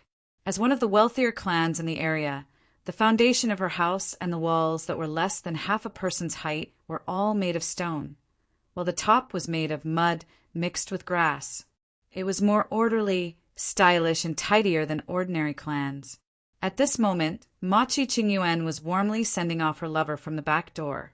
Back in her tribe, Machi Qingyuan had been a playboy by nature. After marrying Rongji, she had only been a bride for less than half a year. Once Rongji died, she reverted to her old ways. In any case, there was no one to care about her now, so she became even more aggressive. As a result, she had many lovers. The person she wanted to send away was called Helian Xiaofei, and he was a small army commander in Shui Yantua tribe. Under his care, even though Machi Qingyuan managed a wine shop as a woman, no man dared to bully her. Helian Xiaofei had obviously just obtained his satisfaction. Not only was his smile frivolous, even his steps were a little frivolous. He frivolously pinched Machi Qingyuan's plump breasts, chuckled, and said, "Then I'll go back now. I'll come find you again tonight." Machi Qingyuan was as sturdy and tall as most of the prairie girls, but her facial features didn't look ugly because of her broad frame. On the contrary, she looked very charming, especially her plump breasts and round buttocks, which made these sturdy men from the prairie even more infatuated with her. Hearing Helian Xiaofei's words, Machi Qingyuan giggled and said coquettishly, haven't you had enough fun just now?" Helian Xiaofei said, "Hee, we're going to set off soon. This trip will take at least a few months before we return. Of course, we have to feed you first." While the two were teasing each other, a waiter's voice suddenly came from the front yard. Machi Qingyuan hurriedly said, "All right, I won't send you off. I have something to do in the shop. I'll be waiting for you tonight." Yang Fan and the others led their horses all the way to the wine shop, stopping not far away. Yang Fan said, "There are too many people walking around in this city. If we wait for him to come out, it won't be easy to make our move. We can only sneak in and capture him." He pondered for a moment, then said to Zhang, "Brother Zhang, can you get us a carriage? This person is very important. We must capture him alive. When we take him away later, we can't leave any traces behind." Zhang Yi smiled and said, "What's so difficult about that? As long as we have money, there's nothing we can't do here. Just leave this matter to me." Yang Fan said, "All right, go get us a carriage and park it at the entrance of the backyard." Zhang Yi responded and hurriedly led the other two away. Yang Fan then said to Gasako and Big Bear, "When the carriage arrives, the 3 of us will sneak in. It's best if we don't alarm the people in the shop. But if we're discovered," at this point, Yang Fan suddenly had a strange feeling, as if someone was spying on him. Turning his head, Yang Fan saw people walking back and forth on the street. A fully loaded carriage was creaking and twisting as it slowly moved forward. Not far away, two drunken warriors were quarreling on the side of the road. The hawkers on the side of the street were shouting out their wares, and a thin Turkic warrior was leading a camel as he leisurely dodged the crowd. There was nothing out of the ordinary about him. Yang Fan frowned. Although he didn't discover anything suspicious, he still couldn't get rid of that sudden palpitation. He turned his head and said to Gasako and Big Bear, "Forget it, it's best if there's someone outside to receive us. You two go in, I'll stand guard outside. It's best if we don't reveal ourselves, but if we do, you too." Yang Fan used his palm like a knife and lightly chopped down. Gasako and Big Bear understood. They nodded, handed the horse to Yang Fan, and quietly dispersed. Yang Fan led the horse and subconsciously looked back, but he still didn't see anything strange. He couldn't help but laugh at himself. Grand Master said that the older one is in the martial world, the more timid they are. Am I considered an old martial world veteran? Why am I suddenly so suspicious? Tin Eno calmly led the camel and walked away at a leisurely pace. It wasn't until he turned a corner of an alley and left Yang Fan's line of sight that her secretly tense shoulders relaxed. She let out a soft sigh and stroked the beautiful, curved beard on her lips. She thought to herself, "This guy has only been a horse bandit on the grassland for a month. How did he become more vigilant than a wolf? I only looked at him twice, and he almost noticed me." Chapter 247. A cavalry unit rushed towards Shwe Yentua tribe with fluttering banners. Different from the usual tribal warriors who drove cattle and sheep, wearing different armors and weapons, this unit of less than 3,000 people was dressed neatly. Their armors and weapons were also neat and uniform. Although they had to carry their food, cattle, and sheep as they hurried through the vast grasslands, there were special people driving at the back of their troops. They had special auxiliary soldiers. This was Ashina Musi's group. He was currently on his way to the Shwe Yentua tribe and was less than a day away. If he moved a little faster, he might arrive today. Ashina Musi was very excited. His uncle, Gugulu, was gravely ill, and his father, Moshe, could not leave his side at this critical moment. Thus, someone had to be appointed to lead the army in his stead. Of Moshe's many sons, he was the one who had fought for this opportunity. Together with the great Yabgu of the Mu-En tribe and the great Yabgu of the Ashid tribe, he would govern the southern expedition. Ashina Musi was a special agent, so his position was lower than that of the Yabgu and the special agent, but he was representing his father, Moshe. Ashina Musi was well aware that he was not the most outstanding of his father's sons. The reason he had obtained this opportunity was that the great Yabgu of the Mu-En tribe, Mu-En, was about to become his father-in-law. Ashina Musi had relied on his handsome appearance to win the favor of the little princess of the Mu-En tribe, Mu-Hue. The great Yabgu of the Mu-En tribe had many sons, but he only had this one daughter, so he treated her like a pearl in his palm. Moshe believed that by sending this son, the three factions would be able to better cooperate. Mu-En would not treat his only son-in-law unfairly. Ashina Musi walked at the front of the group in high spirits. He believed that this was a test his father had given him. His uncle was gravely ill, and all the authority of the Turks was in his father's hands.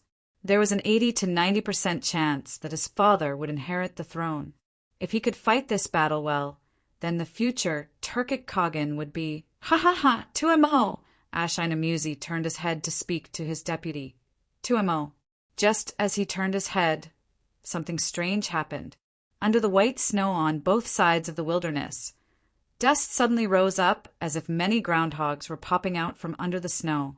The vines were covered with a layer of white snow. If the snow was not lifted, it would blend in with the snowy plains, making it impossible to notice. At this moment, the cover of the vines was lifted.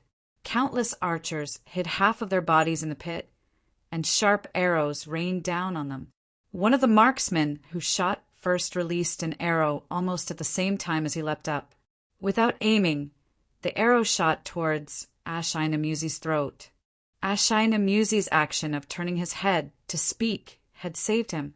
That arrow had been aimed at his throat, but now that he had turned to speak, the wolf-fang arrow pierced through his throat, leaving behind a trail of blood in the air.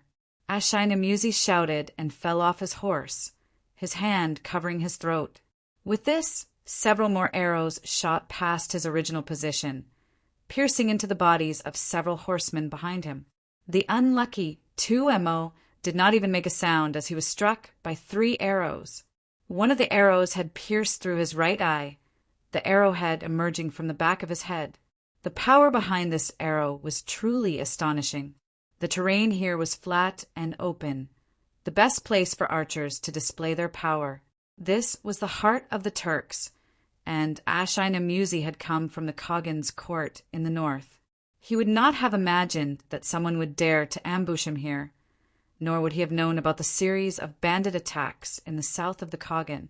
For a moment, wolf-fang arrows were shot from all directions in a frenzy, carrying with them an unparalleled hatred. Like a sickle cutting grass, a large group of people and horses were uniformly cut down. Whoosh! Whoosh! Whoosh! The sharp arrows pierced through the air, whistling through the air. Every arrow was accompanied by a miserable cry.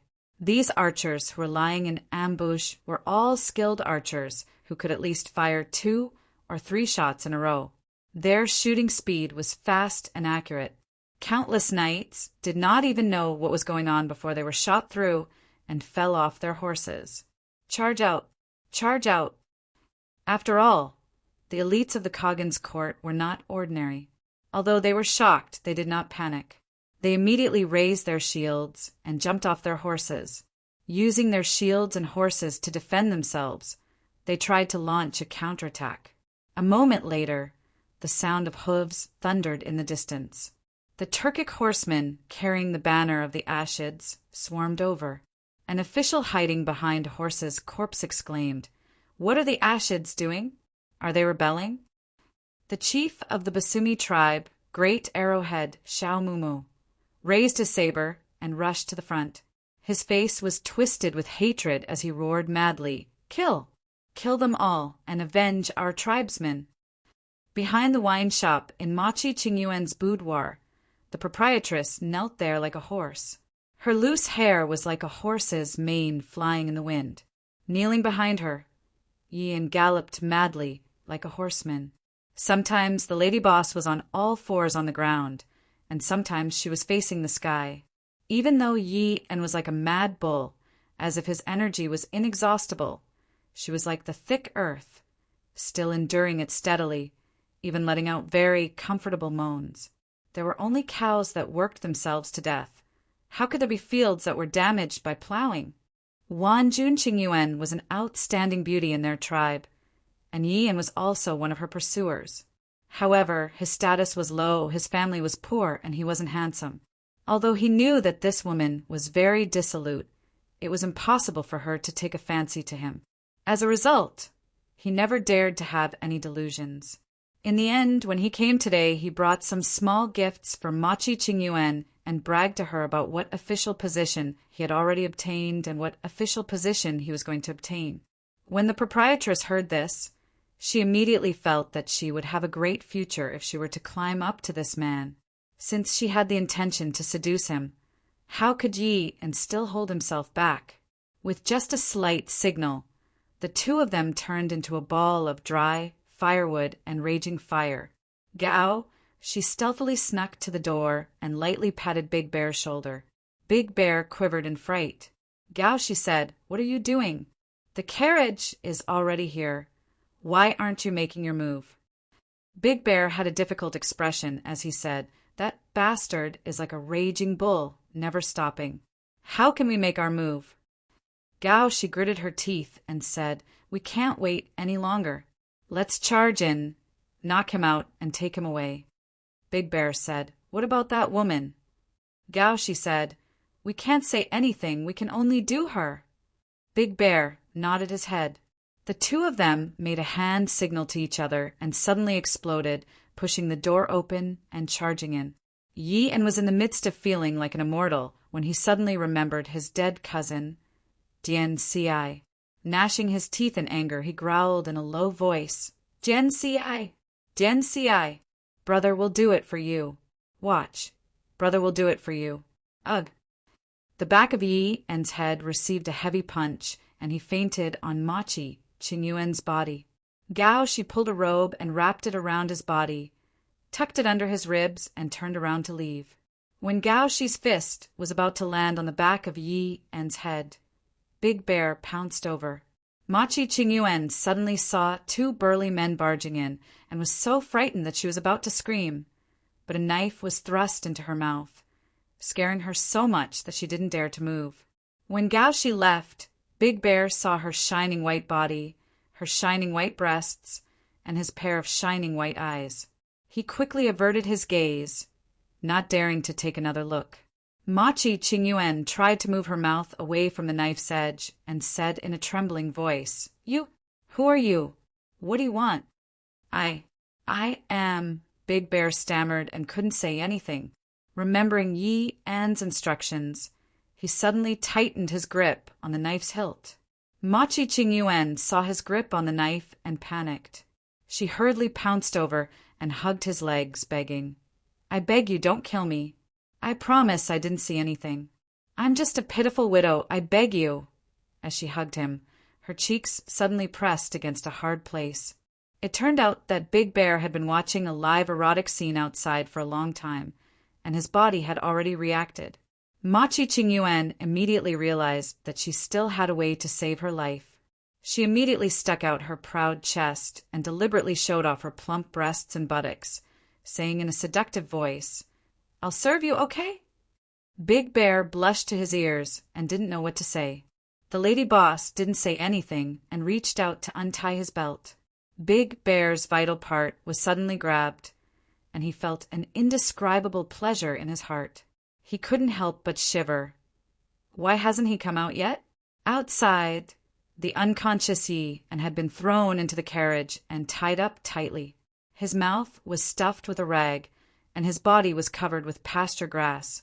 After waiting for a long time and not seeing Big Bear come out, Yang Fan couldn't help but frown. Gao Shi said, I'll go take a look. But a moment later, Gao Shi ran back and said, He's fine, he is covered in blood and is looking for clothes to change into. You guys go first, leave 2 horses. Yang Fan was also afraid that the carriage would attract attention if it stayed at the door for too long, so he agreed and left with Zhang Yi and the others. Gao Shi walked out of the door and held onto the reins of the 2 horses. He turned back to look at the half-closed door, and then looked at the carriage in the distance. His face twitched a few times, revealing a very strange expression. In Zhang Yi's camp, Yi En, who was tied up, knelt there with a face as pale as the ground. He never expected that after overcoming all the difficulties and obstacles along the way, he would be captured by the Tang in a big Turkic city just as he was about to be promoted and make a fortune. He knew that this time he wouldn't be as lucky as last time, since he was in their territory. How could these Hans not be on guard? Yang Fan asked, Where are you guys planning to attack? Yi En hung his head dejectedly and said, I don't know. Seeing Zhang Yi walking towards him with a cold smile, Yi En hurriedly said, I really don't know. Yang Fan coldly snorted and said, Mobilizing so many troops and making such a big scene, they must have already decided where to attack. You were the one who sent the intelligence back, and you have just been appointed an official. How could you not know about this? Yi En scowled and said, Actually, the place to attack has not been decided yet. With the detailed intelligence, we have great confidence in attacking any place. As for the specific location, it is not good for the great Yabgu of Mosh to act arbitrarily. We will wait for the 3 great Yabgu to arrive before we can discuss. Seeing that he did not seem to be faking, Yang Fan said, Take him away first. Later, we will catch someone to verify it. Zhang Yi waved his hand, and immediately 2 burly men came forward, lifting Yi En and taking him away. Yi En had just been taken away when Gao Shi and Big Bear appeared at the entrance of the tent.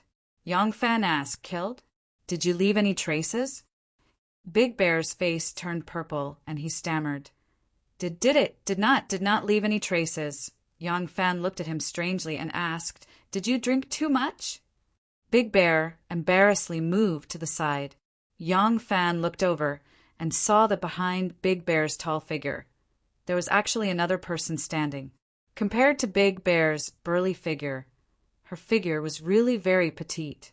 She wore a man's Turkic-style robe and hat, but her facial features exuded a delicate air unique to women, and her expression was one of fear. Yang Fan looked at this woman and then at Big Bear, his face full of confusion. Big Bear knelt on the ground with a thud. After holding it in for a while, he said in a muffled voice, "Let her stay. I still don't have a wife." Chapter 248. The soldiers of the Khan's court were indeed elites. Even though they were ambushed, they still managed to drag the half-dead Ashina Musi into Shwe, Yentoa City. When these bloodied and wounded soldiers fled into Shwe, Yentoa City, they first aroused the ridicule of the warriors of the other tribes. People like them, who were not of the Khan's lineage, had always been looked down upon and despised by the Khan's lineage tribes. Now that the warriors of the Khan's court had ended up like this, they naturally gloated. At this time, they thought that the people of the Khan's court had encountered the horse bandits. They could only think so. Otherwise, what enemy could they have here? In the end, when the red-eyed Shao Mumu led the soldiers of the Ashina tribe and charged into Shwe, Yentoa City, they realized that something was wrong. Some tribes that leaned towards the Ashina tribe and the Ashina tribe, or those that belonged to the two major factions, immediately became nervous. The stragglers who were wandering around returned to their encampments and told their leaders about this matter. After an urgent discussion, the tribes that had close relations with each other immediately pulled out their tents. The various tribes that had been mixed together were now clearly separated. The camps of the Ashids and their vassal tribes occupied one corner of Xianchuo City, while the camps of the Ashina and their vassal tribes occupied the other corner. Fortunately, there were still many neutral tribes that had gathered at a third place outside Xianchuo City, equidistant from both sides to show their neutrality. The camp that Zhang Yi had just set up also followed the chaotic tents and chose a new encampment. In this way, he was surrounded by large and small tribes that maintained their neutrality, which made him even less conspicuous. The scuffle spread into Shwe, Yentoa City. Great Chi Bagu of the Shwe, Yentoa tribe and Great Yi, Protector Mu-En of the Maha tribe, who had already arrived, worked together to stop the riot. They ordered the soldiers of the Ashina tribe to withdraw from the city and set up their encampments. Only then did the matter come to an end. Later, Great Yi Protector Zhu Tu of the Ashina tribe rushed to Shwe, Yentoa City, in a threatening manner. When Mu-En questioned why his tribe had attacked Ashina Musi, Zhu Tu instead pursued the matter of Ashina Musi, pretending to be a horse bandit and plundering their tribe. Zhu Tu also brought many witnesses from the victim tribes. These people were not only from the Ashid tribe, but there were also people from other tribes. At this time, Zhu Tu finally realized that something was wrong. The quarrel between the three sides was naturally fruitless because Ashina Musi was still injured. Even if she wanted to defend herself, she wouldn't be able to do anything. In order to prevent the situation from escalating, Zhu Tu had no choice but to cooperate with Baku to suppress the matter. Over the next few days, some tribes came to complain about Ashina Musi's atrocities. Even though Ashina's own tribes were also attacked by the horse bandits, because these tribes were already close to Shwe, Yentoa tribe, they were not harmed as much. How could Zhu Tu believe their words? He only thought that this was Ashina Musi's craftiness. In order to hide her identity, she was only putting on an act against her own tribe. Seeing that the various tribes were in a heated argument, the great leaf protector of the Mun kingdom ordered his horse to report to Mu-Mo, hoping that the great leaf protector could personally resolve this matter.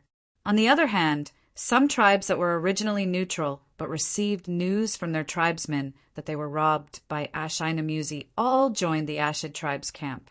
Both sides were at daggers drawn, and the situation was on the verge of breaking out.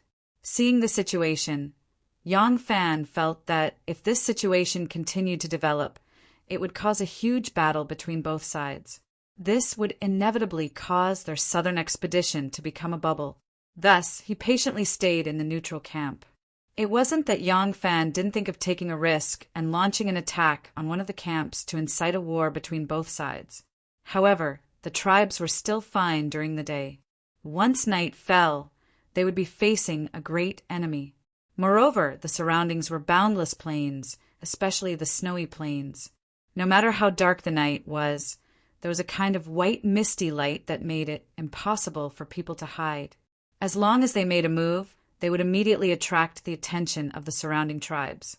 Moreover, the strictly guarded Ashina and Ashid tribes had already placed their sentries 30 miles away.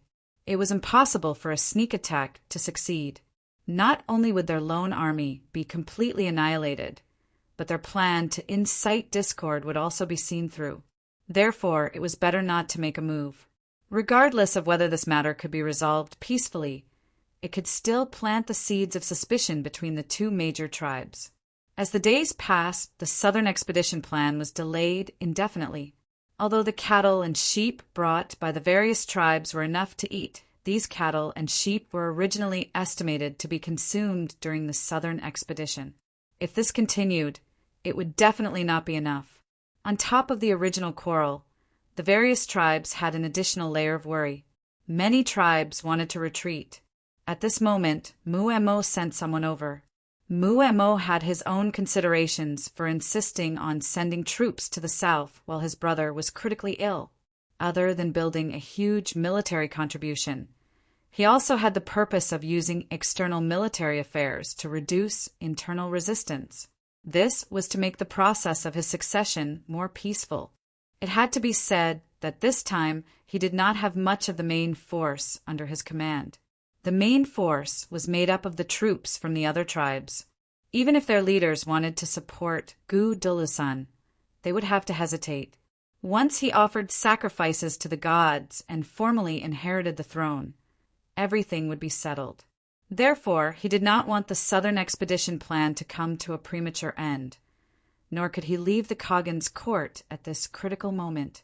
He had sent Xianshur, an old and highly respected minister of the Turkic Khaganate. Because he had predicted that the delay would cause the various tribes to run out of food, he had also generously sent over tens of thousands of cattle and sheep to be distributed to the various tribes for free to replenish the needs of the three armies. C was an official position, second only to the Khagan and Yabgu. Xianshur was almost 80 years old. He was a fair and gentle man who rarely participated in the disputes of the various tribes.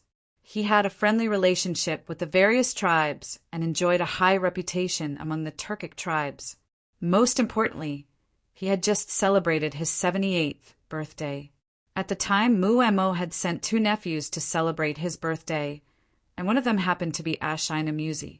Although Ashina had not gone to celebrate the birthday at the same time that the southern tribes had been attacked by the bandits, in terms of geography, even if Ashina had traveled day and night, she would not have been able to reach the southern border and pretend to be a bandit to plunder the wealth. Old Xian, travel-worn, rushed to Shui Yintua from the northernmost land. He summoned the leaders of all the tribes, big and small, and swore an oath in the name of God, using old Xian's lifelong reputation to prove to them that Ashina had gone to congratulate him on his birthday, and told them the time when Ashina left his tribe.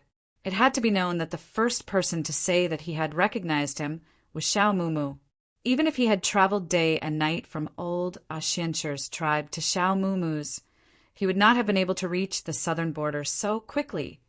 And in this era, the fastest means of transportation was the horse. The bitter and hateful Ashid leaders could not deny what they had seen, but old Xianshur's prestige was simply too high, especially at the age of 80. Someone who had always stood aloof from worldly affairs would not be able to join in and give false testimony. For a moment, the truth was so confusing that no one could make heads or tails of it. Soon after, Mumo's envoy issued a strict order that Ju Tu Muen and Ashina would still be the commander-in-chief. The three of them were to formulate a plan for the southern campaign as soon as possible and move out within a time limit. If they had any objections to Ashina pretending to be a bandit, they would have to wait until the southern campaign was over. It wasn't that Muemo didn't want to replace his unfortunate son, but he had to act tough at this time. If he replaced Ashina, the Ashid leaders who had never trusted old Ashinshir's promise, would definitely think that he had a guilty conscience, which would lead to endless trouble in the future. When Yang Fan heard this news, he couldn't help but be disappointed. On the day that he had kidnapped Yi En, Shui, Yentua City had been thrown into turmoil by the chaotic battle between the two tribes.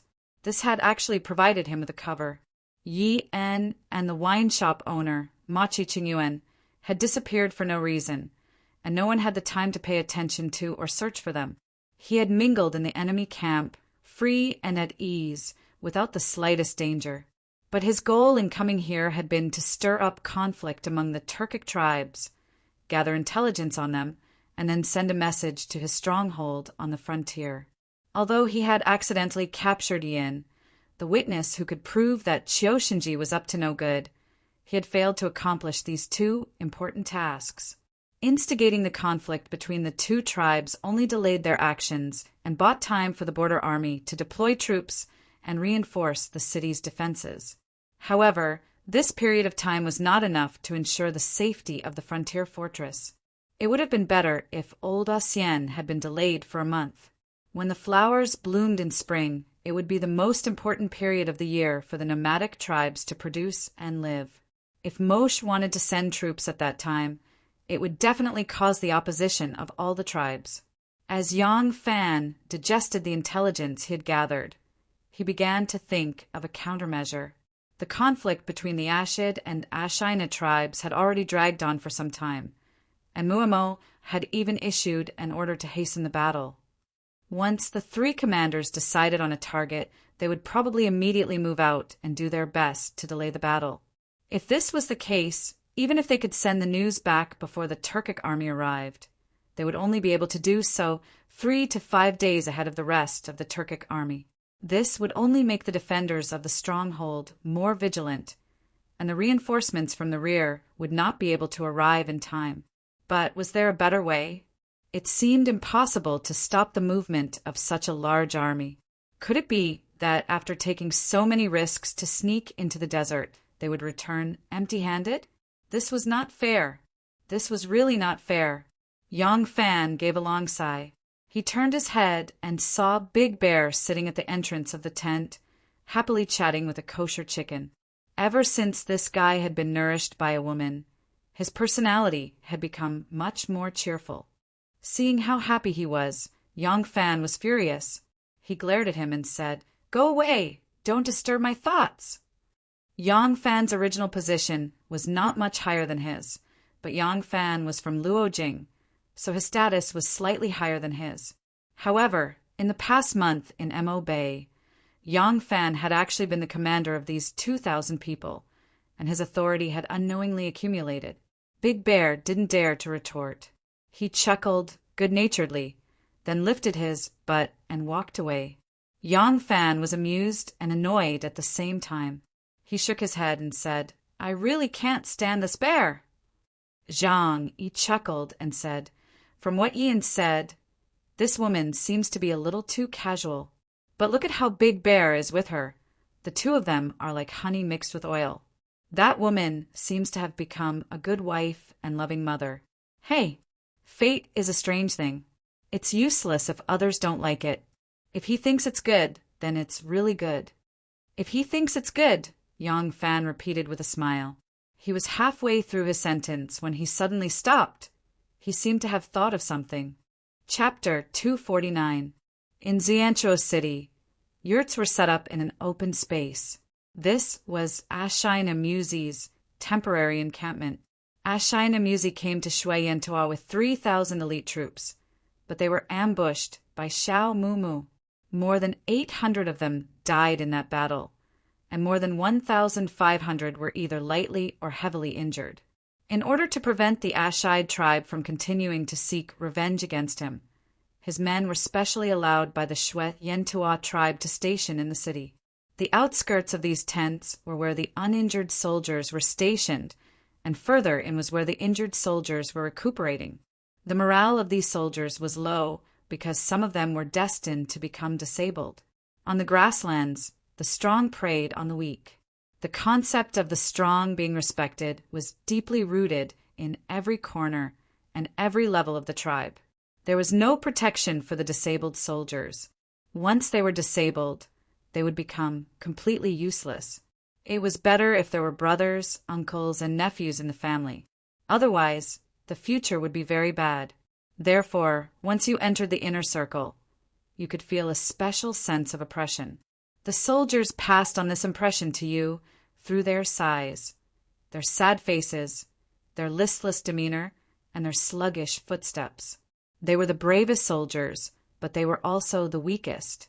Bravery did not equal strength. As soon as Muen walked in, he felt the pessimistic, resentful, and desperate atmosphere that permeated the entire camp. He couldn't help but frown, but the people here weren't his tribesmen, so he couldn't say anything. When Muen walked into Ashinamuzi's tent, Ashinamuzi had already received the news and quickly came out to welcome him. Ashinamuzi's injuries weren't serious, at least not fatal. After recuperating these days, he could move freely. If one didn't look at the thick bandage around his neck, one wouldn't even notice that he was injured. The sneak attack had hit him and saved him. After he fell off the horse, he didn't suffer any more injuries. The rain of arrows mercilessly rained down on the bodyguards behind him, turning them into assassins, but he was unharmed. The sharp, wolf-like edge of the arrow had slashed his throat, but the wound hadn't healed yet, so he couldn't speak. When Ashinamuzi saw Muen, he bowed to him and didn't speak. Because his neck was wrapped in bandages, even his face was a little wooden, as if he didn't have any expression. He saluted Mun and invited him into the tent to talk. Muen was about to become his father-in-law, and his position was higher than Muen's, so Muen didn't need to be polite with him. Muen stepped into the tent, followed by Muzi. Muen sat on the blanket and asked in a pleasant tone, "Is your injury okay?" Muzi smiled and made a gesture to tell him that it was okay. Muen said, "Yes, you have to recover slowly. I know you're injured and ambushed by your own people. You've also been wronged. You must be sullen. However, you can't be so angry. You're already injured and it will hurt your body." It was said that after Musi woke up, he was extremely furious and even killed the doctor who came to see him. Muen ordered him to do so. Musi sat quietly and did not move. Muen continued, "With old Asien as your witness, Zhutu and Xiao Mu won't dare to make a scene no matter how dissatisfied they are. You don't need to worry." Ashinamuzi tried his best to squeeze out a smile, but he still didn't move. He couldn't speak or even nod his head. If he moved, his neck would be affected. They didn't have the skills to suture wounds, so they could only let the wound heal slowly. If he moved, the wound would rupture. How long would that take? Muen sighed. "Your father still wants you to be the commander-in-chief. I understand his painstaking efforts, but your injury hasn't healed yet. You'll have to suffer a little." Muzi hurriedly waved his hand, indicating that it was fine. Muen nodded. "Yes, it's good that you can't speak now. Zhutu is still angry. If you can speak, the two of you will inevitably quarrel again.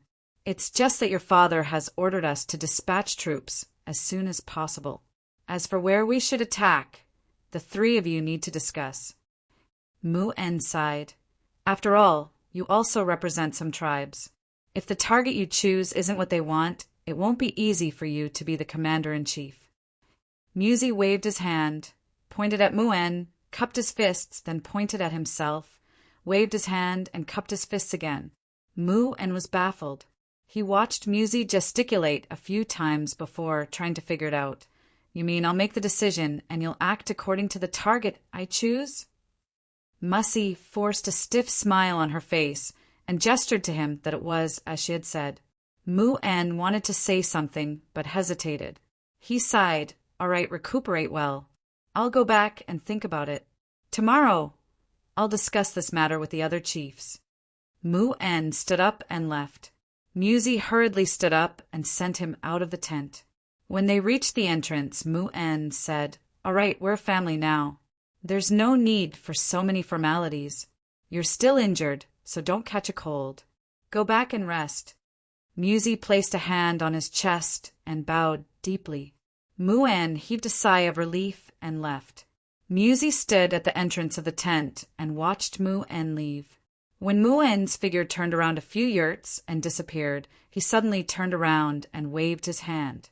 One of his guards immediately rushed over. All of Musi's personal guards were shot dead in the sneak attack. Now he could only find a few people from his tribe to protect him.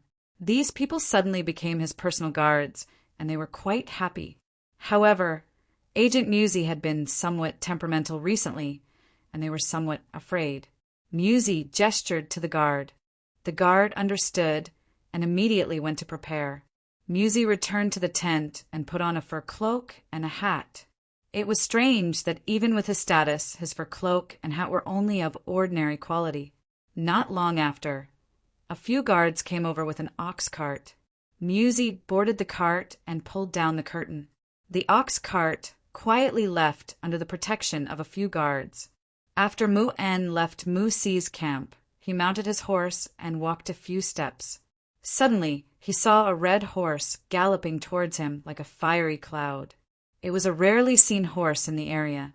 It was taller and more majestic than the other war horses.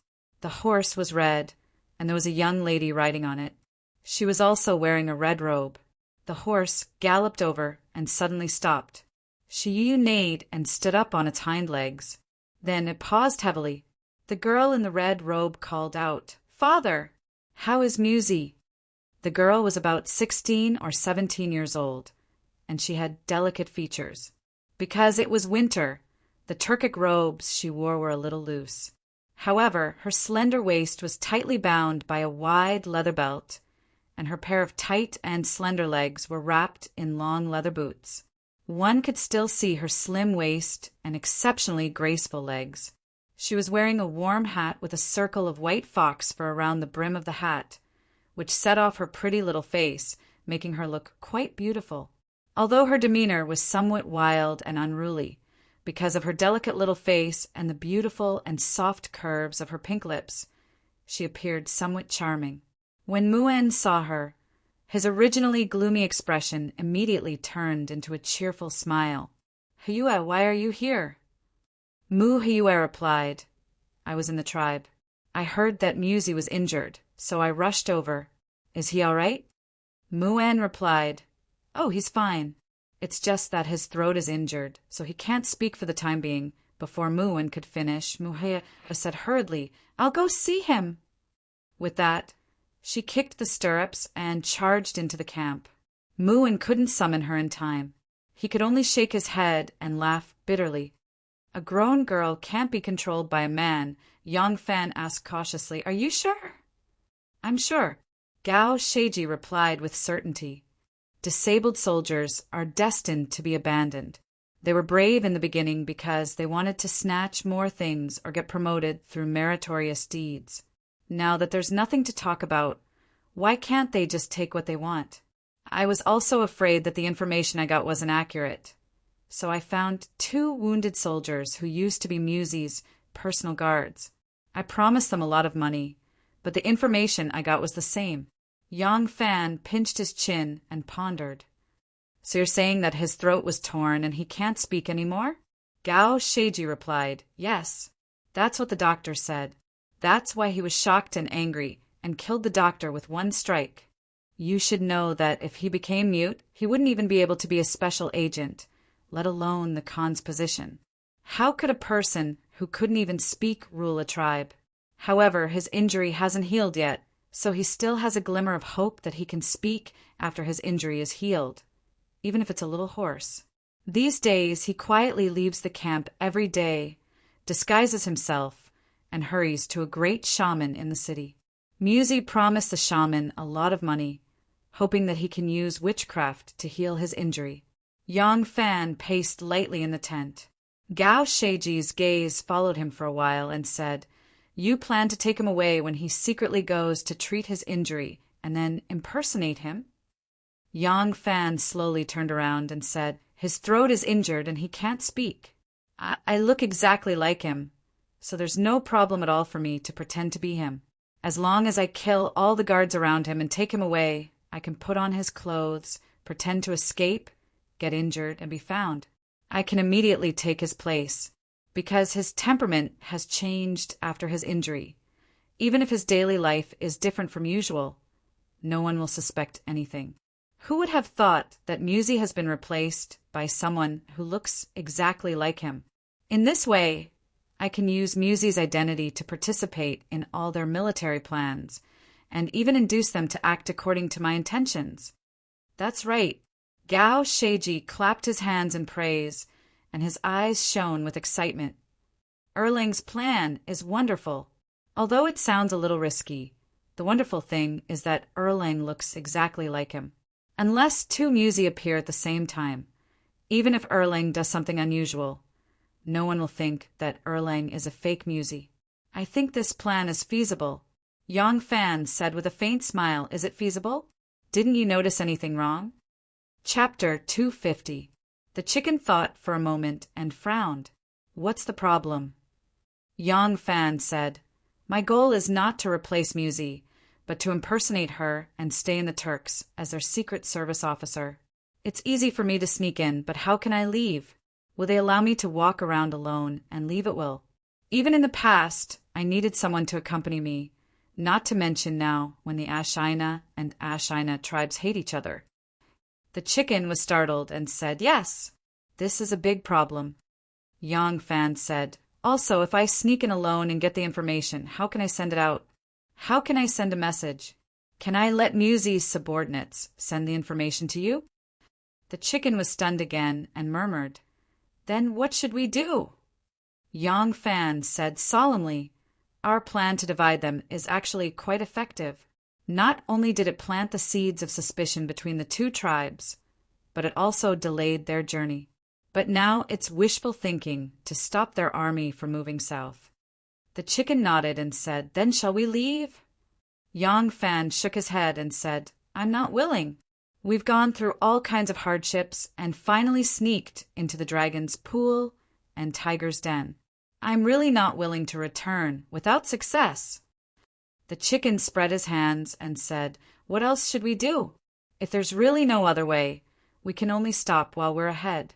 If we're greedy enough, I'm afraid we'll overreach ourselves. Not only will we not be able to do anything, but once we fall into the enemy's hands, all our previous efforts will be wasted."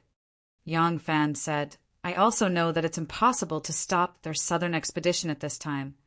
But I'm thinking, can we let them fight according to our ideas and let us pick a pass for them, a place where we can prepare the most, defend the most, and replenish the troops most conveniently?"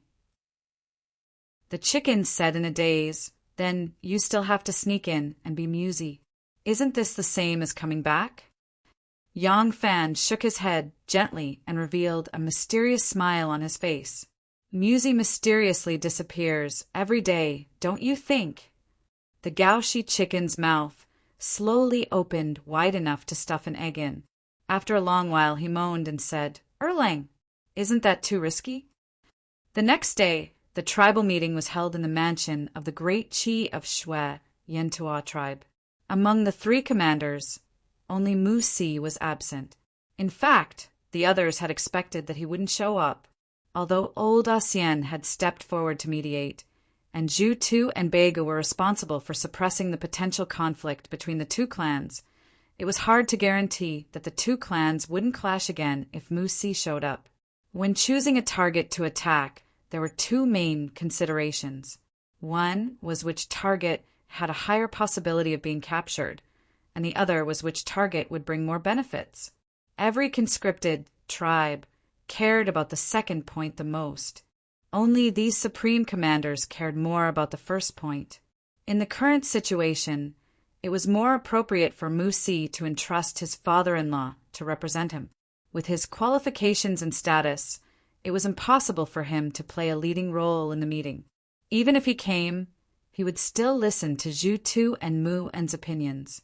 Therefore, Mu Si handed this matter over to Mu En and focused on healing his injuries.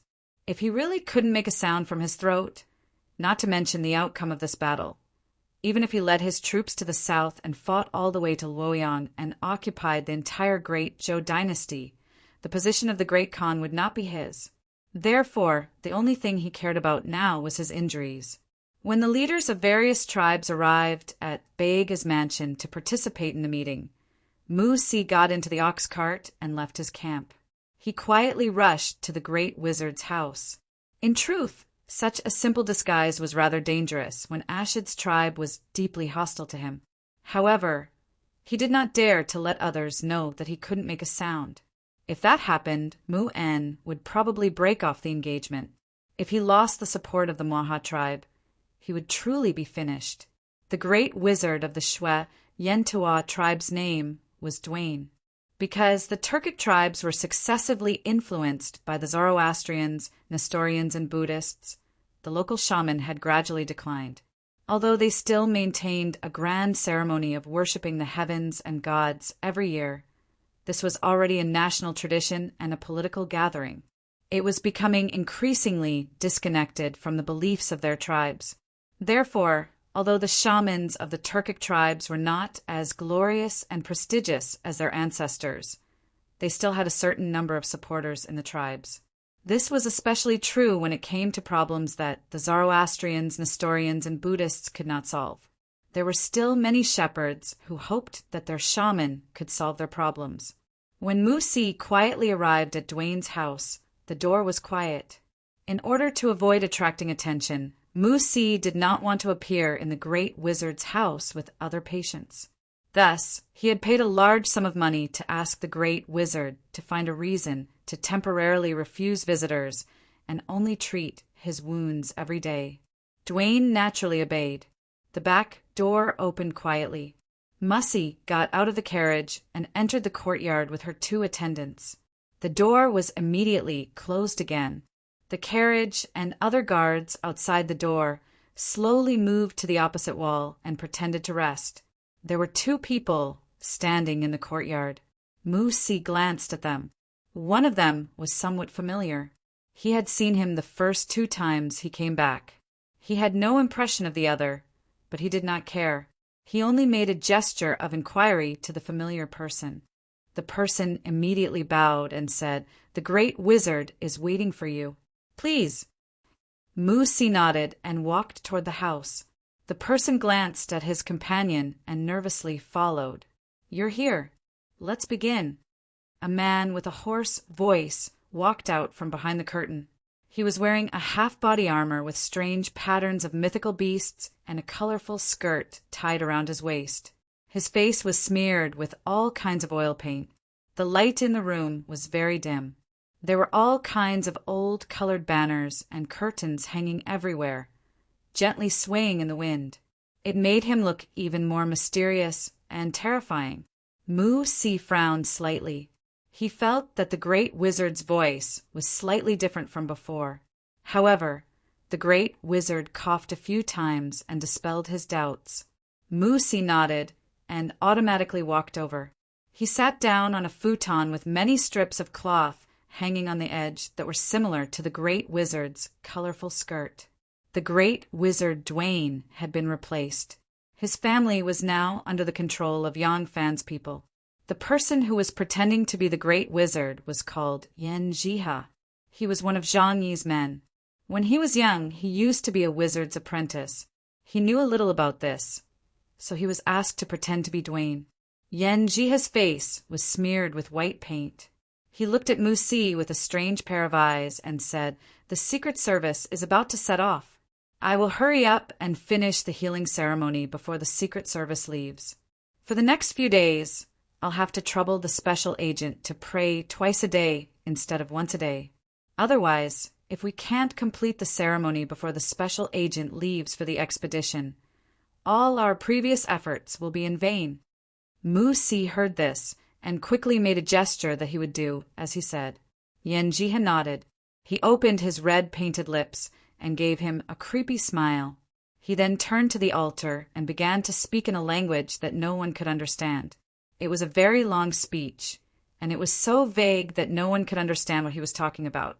Musi sat there with her legs crossed and was drowsy. Suddenly, the voice stopped and the copper bowl was knocked on, and a man jumped out from behind the curtain.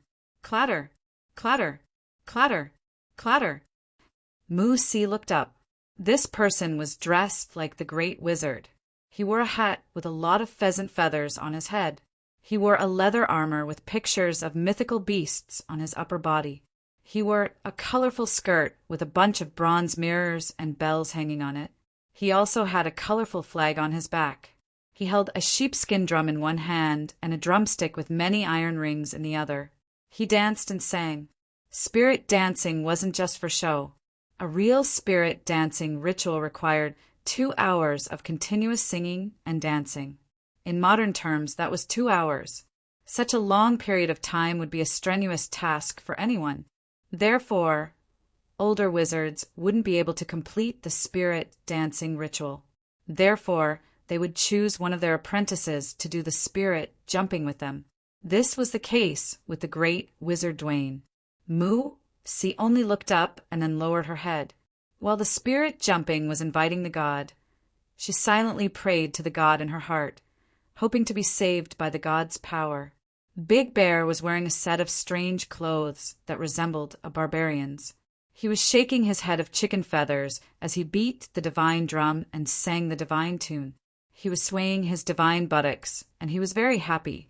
He felt that this matter was very interesting, but he didn't know that it would take at least 2 hours to dance the divine drum. Bega's mansion was the most luxurious building in the city. Its scale was similar to that of a landowner's mansion in the countryside of Shaanxi province, but it still had the roughness and crudeness of the grasslands. There were not as many finely crafted places. However, there was no place in the mansion that could accommodate hundreds of chiefs. Therefore, Baku built a circle of yurts in the middle of the spacious open space in front of his mansion to accommodate the chiefs to rest and eat. The spacious open space in the middle was used as a meeting place. Because this meeting was very important, Zhu, Mu-En, and Begu each sent a team of 100 people, led by their trusted generals. They surrounded the meeting place and strictly guarded it. No one was allowed to come close. When the leaders of each tribe arrived, they were only allowed to bring 1 guard with them. The leaders of the other tribes were still arriving. Begu, Zhu, Mu-En, and the others had already arrived. These leaders each occupied a yurt. Because of the disparity in status, the leaders of the other tribes didn't dare to barge in. At this moment, a few knights in gray robes surrounded an ox cart and stopped beside the yurts. They dismounted from their horses and did not rush over. Instead, they just wandered to the side as if they were looking for someone.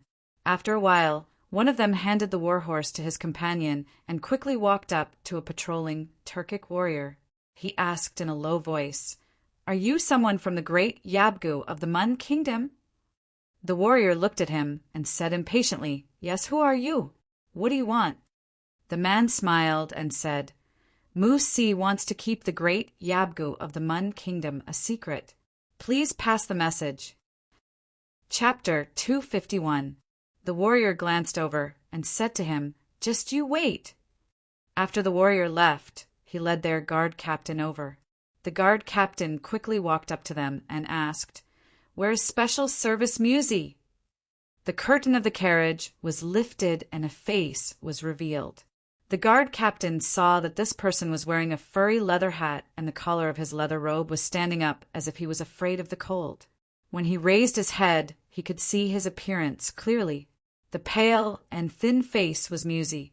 Musi was about to become the son-in-law of their tribe. The guard captain recognized him and hurriedly saluted. "Special Service Musi, why are you here?" Musi gestured to him a few times, and the guard captain was confused. Suddenly, a person beside Musi smiled and said, "It's like this. We, the Special Service, have some ideas about the target to attack. We need to discuss it with the great Yabgu of the Mun kingdom." The person who spoke was Koshiki. The guard captain smiled and said, Oh, so it's like this. Then, let's invite the special service in. The special service is the main person in this meeting. Koshiki said, "We, the special service, came dressed like this because we don't want others to see us. You also know that the Ashids are very dissatisfied with us, so you can bring us to meet the great Yabgu of the Mun Kingdom secretly. Don't let others know." "I see." The guard captain thought it made sense and nodded. "In that case, please come with me, Special Service Musi." Musi got out of the carriage and took a step after him. The guard captain glanced at him, and Koshek explained, "We, the Secret Service, can't speak now." In the camp, the Secret Service took a lot of effort to explain to me what he meant. In a while, when he is discussing with the Mu and Yabgu, I have to be the Secret Service's mouth for a while. The guard captain said, "Well, just you alone will be enough.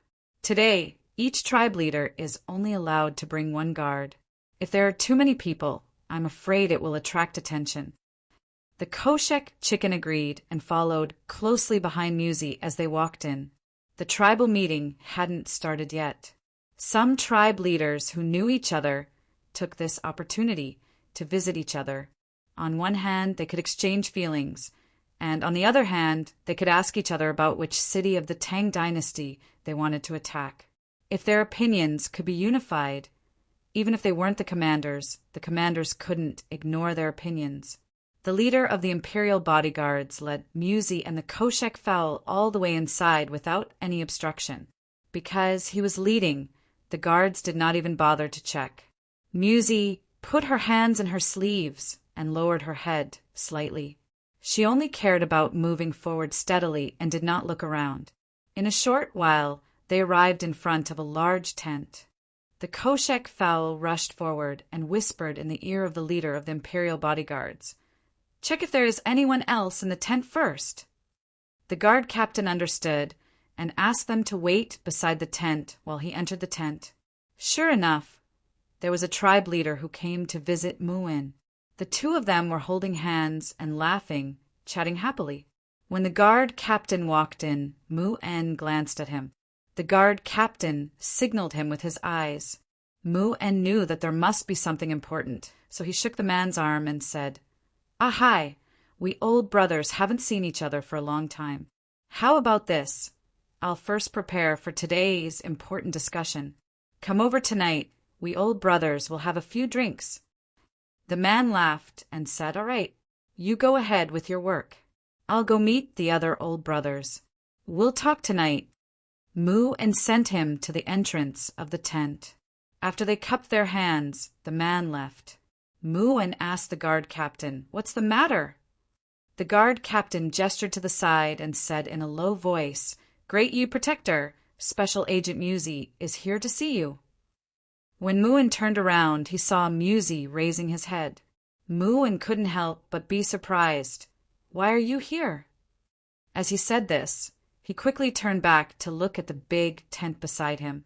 When he didn't see Zhu Tu at the entrance, he was relieved. He quickly pulled Musi and said, "Come in and talk." Muin pulled Musi into the tent. The Kosho chicken was about to follow.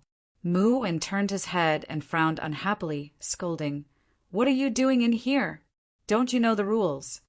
Musi quickly pointed at the Kosho chicken and pointed at his neck. There was a thick bandage wrapped around it, making his neck so stiff that he couldn't bend it. He couldn't even nod his head. Even turning his head required his shoulder to support it. It was like a stiff neck, looking very comical. The guard captain quickly explained, "Great Yu Protector, this person is Special Agent Musi's bodyguard. He understands Special Agent Musi better. Special Agent Musi can't speak, so you need him to talk to you."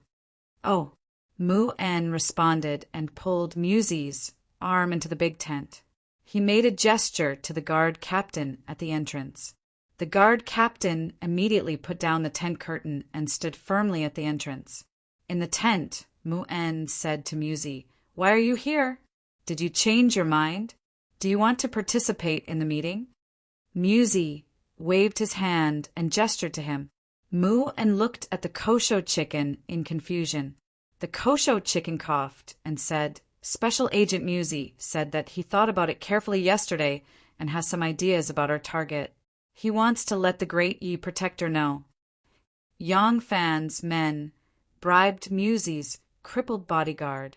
In order to have someone to rely on in the future, the bodyguard became their eyes and ears under the temptation of money. Every day he would patrol around the marshal's tent and observe the movements there. However, they only knew that Yabgamu went to the tent yesterday, but they didn't know what he said to Musi. In this way, Yang Fan had to be extra careful in disguising himself as Musi. He had to be as smooth as possible in his speech and not reveal any obvious flaws. In this way, if the two of them had discussed the target to attack yesterday, he wouldn't be suspicious. As expected, Muin didn't show any abnormalities. He only said, "Oh, then what do you think?" Yang Fan made up his mind and pointed to the simple map hanging in the tent. Muin understood and got up and walked over. Yang Fan also walked over and pointed at the few passes they could attack. Sometimes he waved his hand, sometimes he frowned, and sometimes he pointed to the Turkic and Tubo territories. Finally, he pointed to the position of White Pavilion and pressed it heavily. Mu-an was confused and could only look at Yang Fan's translator. The Kosho chicken said, "Great Yi Protector." Our Special Agent Musi said that the best place to attack is the White Pavilion. Mu-an turned his head to look at the map and asked while stroking his beard, "What's the reason?" The Kosho chicken said, "Before coming, Special Agent Musi has explained to me for a long time. I have guessed the Special Agent Musi's meaning bit by bit. Now I will tell the Special Agent Musi's meaning to Lord Yabgu. If I am right, Special Agent Musi, please clap your hands. If I am wrong, Special Agent Musi, please wave your hands." Yang Fan stood tall and straight like a crane in a flock of chickens. He raised his noble head and gently applauded. The Kosho chicken coughed and moved to the front of the map, explaining with his saliva flying everywhere. "Lord Yabgu, you see, in these Tang passes along the border, the difficulty of attack and defense are about the same. This White Pavilion is the closest to us. We have been delayed here for many days. If we choose a target that is further away, there will be two difficulties. First, when the flowers bloom in spring, the snow will be muddy and it will be too difficult for the army to march. Second, it will be a long journey and it will be easier for the Tang to prepare early." Muin reached out and pointed to the desert area marked on the map, and then to Liangzhou and several other big hills. The Kosho chicken said blankly, "What does Great Yi Protector Musi mean?" Mu-en laughed involuntarily. He was so attracted by Musi's pointing that he almost forgot that he could speak. She actually copied him and gestured on the map. Mu-en said, "If we choose White Pavilion, there are two difficulties. First, we have to cross a section of the desert. Of course, this is not a big problem. We have raided the Tang in the past. The main problem is that this place is very close to the north. Behind us is Liangzhou. It will be relatively easy for the Tang to replenish their troops and provisions. What if we choose Liaochuan? The area there is the narrowest, and it is also very close to the Tubo. If they send troops at the right time, the Tang will be attacked from all sides, and it will be difficult to deal with them." Musi gestured on the map for a while and then gestured for the Kosho chicken to speak. The Kosho chicken said, "We have also thought about the problem that Great Yi Protector Musi has thought about. The area around Liaochuan is too poor. Our harvest there is far less than that of White Pavilion. Moreover, although there is Liangzhou behind White Pavilion and Heshi, and the north on the left and right, the Tang army in Heshi has to guard against the Tubo, and the garrison in Heshi has to guard against our attack from other places. It is impossible for them to send more troops to White Pavilion. Even if all the Tang army in Liangzhou were to go to White Pavilion, their strength would still be far from ours. There are a few advantages for us to occupy White Pavilion. First, we can attack Liangzhou. The Tang army in Liangzhou may not be able to defend it. Once we occupy Liangzhou, we can cut off the Tang's main route to Longyu and Heshi. Under the joint attack of us and the Tubo, the Tang who are alone in Hushi and Longyu will have no reinforcements and no rations. This piece of land will definitely be ours. If the Tang have already taken precautions and a large number of reinforcements come in time, we will not be able to take Liangzhou in time. Then we can go down from White Pavilion and besiege Liangzhou. We can loot the richest cities around Liangzhou and then return to the desert safely. Mu En was still hesitant. Benefits and risks were proportional. Attacking White Pavilion and then Liangzhou, raiding the richest cities nearby, was indeed a huge benefit. But this was also the easiest place for the Tang to replenish their troops and rations, especially since this place was too far away from the Tubo army. They could not rely on the strength of their allies. When Yang Fan saw that he was still hesitating, he couldn't help but feel anxious. He quickly made a few gestures and pointed on the map. The Kosho chickens followed the words they had discussed in advance and took out their trump card. Big Yi Protector, actually this isn't just the idea of our special service. Last night, Great Yi Protector Musi sent someone again. His idea is also to seize White Pavilion. Oh. Hearing this, Mu En was indeed moved. He quickly asked, "What does Musi mean?" The Kosho chicken said, "The Khan is critically ill. It's impossible for the tribes to fight outside for a long time. It's meaningless to occupy. Looting is enough. Moreover, there is a dispute between the Ashid tribe and my tribe, and there are some grudges between us. If each tribe can seize enough wealth and women this time, everyone will be happy, and it will be easy to heal the previous conflict. Otherwise," Mu En thought about it and felt that it made sense. If they did not gain any advantage in this battle, the tribes would be resentful, and the Ashid tribe would inevitably make use of it. Would the Khan's son let go of such a good opportunity? The Mwaha tribe had already stood together with Musi. This was the reason why they were connected by marriage. It was most beneficial for the Mwaha tribe if Musi became the Khan. From this point of view, the benefits and harms of this battle did not matter much. What was important was the impact this battle would have on the domestic political situation. Thinking of this, Mu En nodded and said, "Yes, I understand. We will do as Musi says." Just as Mu En said this, a girl's delicate voice came from the door. "Go away! Why are you so sneaky? Am I not allowed to go in?" Before he could finish his words, Mu Hiwa lifted the curtain and barged in. Her pretty face was slightly gloomy, as if she was displeased. But when she saw Yang Fan, she immediately beamed with joy and said, "Ah, Musi, you are here." Chapter 252. Squeak, squeak.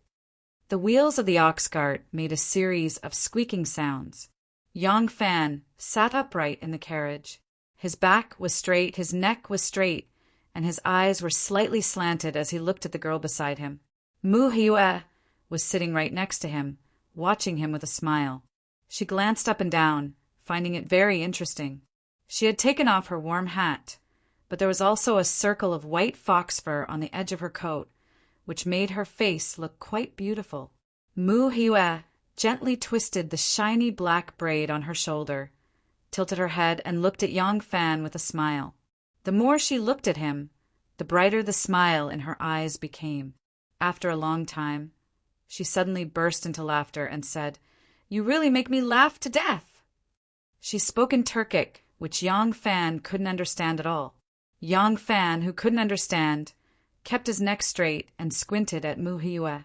Anyway, he couldn't speak in the role he was playing. As long as he didn't speak, he wouldn't make a mistake.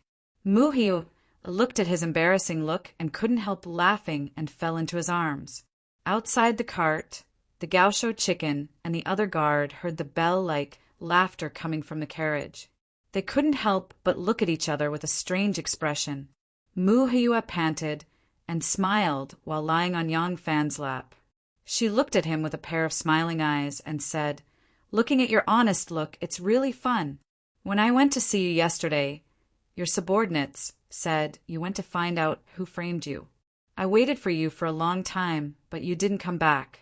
Fortunately, you can still move. which means your injury is not serious. Today I see it's really so. Fortunately, it's just a scratch, but it's in the wrong place. Mu Hiua talked for a long time, but Yang Fan didn't understand a word. But he couldn't just ignore it, so he rolled his eyes and made a few gestures that even he didn't understand. Mu Hiua frowned and asked, "What do you mean?" Yang Fan made a few more gestures, but Mu Hiua still couldn't understand them. Suddenly she called out, "Arkham, come in." Akam was the alias of Gao Shi Chicken, a very common Turkic name. Confused, Gao Shi Chicken hurriedly dismounted and boarded the ox cart. Mu Hiua was still lying on Yang Fan's lap. She didn't avoid him and just asked lazily, "What are you talking about? Even I don't understand. Tell me." Yang Fan hurriedly signaled the Koshek Chicken with his eyes and gestured for a while again. The Koshek Chicken knew his true identity after all, and combined with his actions, it guessed his worries and said, "The special agent is saying that in a while you just send him halfway and don't follow him back to the camp. Also," he looked at Yang Fan's movements and said, "Also, don't go to the camp to look for special agents in the future." Mu Hiua abruptly sat up and asked with a straight face, "Why?" Yang Fan hurriedly gestured to the Koshek Chicken again. In fact, the Koshek Chicken didn't quite understand what he was trying to express. After all, the words at this time were not rehearsed by the two. He could only explain according to the reason he found. "It's like this. Many of the 3,000 warriors we brought are injured. Before fighting with the Tangs, many of them have become disabled. Their morale is very low." "Oh." Mu Hiua rolled her big black eyes and asked in surprise, "What does that have to do with me going to see Mu Si?" The Koshek Chicken said, "You are the fiancé of the special agent. If you often appear in the camp at this time, what do you think those disabled warriors will think? Just now, the special agent told your father not to visit him and that he would come quietly if something happened. This is to prevent Zhu Tu from thinking that our two families are on the same side." Mu Hiua pouted and reached out to hold Yang Fan's arm. She said, "Our two families are on the same side. What's wrong?" Yang Fan was pressed against his elbow by her plump breasts. He only felt that the place he touched was soft. He was so scared that he did not dare to move again. He could only widen his eyes and look at Gao Shi as if asking for help. The Koshek Chicken said awkwardly, "Of course, but now Zhu Tu is angry but has no place to vent. There is no need to provoke him. I don't let you go to the camp because I am worried that the soldiers will gossip." Mu Hiua held Yang Fan's arm hard and said, "I am going to see Mu Si. How am I bothering them? Whoever dares to gossip, I will cut off his tongue." The Koshek Chicken laughed dryly and said, "After all, this is the special agent's first time to be the commander-in-chief. To win the war, we still need these soldiers. After winning the war, when the special agent marries you, it will be especially glorious, won't it?" This sentence moved Mu Hiua. She thought for a moment and turned her head to Yang Fan and smiled gently, saying, "All right, then I will listen to you. But you have to come to my grandpa's place to see me often. Otherwise, I will go to you." Yang Fan glanced at the Koshek Chicken. The Koshek Chicken nodded repeatedly. Yang Fan didn't know what Mu Hiua was talking about. Seeing the Koshek Chicken nodding, he revealed a smile and patted Mu Hiua's little hand gently. Mu Hiua lay back in Yang Fan's arms. When she turned her head, she saw the Koshek Chicken was still standing in the carriage. She immediately glared with her almond-shaped eyes and said angrily, "What are you looking at? Get out." The Koshek Chicken obediently turned her buttocks and walked out. As soon as the curtain of the sedan was put down, Mu Hiua put on a sweet smile and squeezed into Yang Fan's arms. Yang Fan knew this woman was Mu Si's fiancée. If he didn't show any affection to her, it would inevitably arouse her suspicion. If he wanted to show some affection, he didn't know to what extent the two had developed, so he couldn't help but feel embarrassed. Mu Hiua twisted her body and found the most comfortable position to lie down. Seeing him sitting stiffly, She couldn't help glaring at him coquettishly and murmured, "Bad guy? You seem to have changed after getting a little injury. You used to be careless with me, but now you are well behaved." As she was saying, the bold and shrewd Muhiwa actually pulled up Yang Fan's hand and stuffed it into her arms. Yang Fan was startled, but he didn't dare to resist. He put his hand in along the collar of the loose robe and didn't feel nervous at all. As soon as Yang Fan's big hand went in, he felt a ball of plump, soft and warm, tender flesh. Although it wasn't very big, like 2 jade bowls that could be grasped with one hand, it was unusually elastic. Although Muhiwa's action was bold, she was still shy after all. She tyrannically stuffed his hand into her arms and closed her eyes shyly. However, Yang Fan's hand pressed on her chest stiffly and didn't move anymore. Muhiwa felt strange and couldn't help opening her eyes again. Seeing her surprised look, Yang Fan quickly put on a lustful expression, gently and slowly twisting, wiping and picking, like playing the pipa and kneading dough. Muhiwa's face turned into a rose color, and she let out a soft moan from time to time.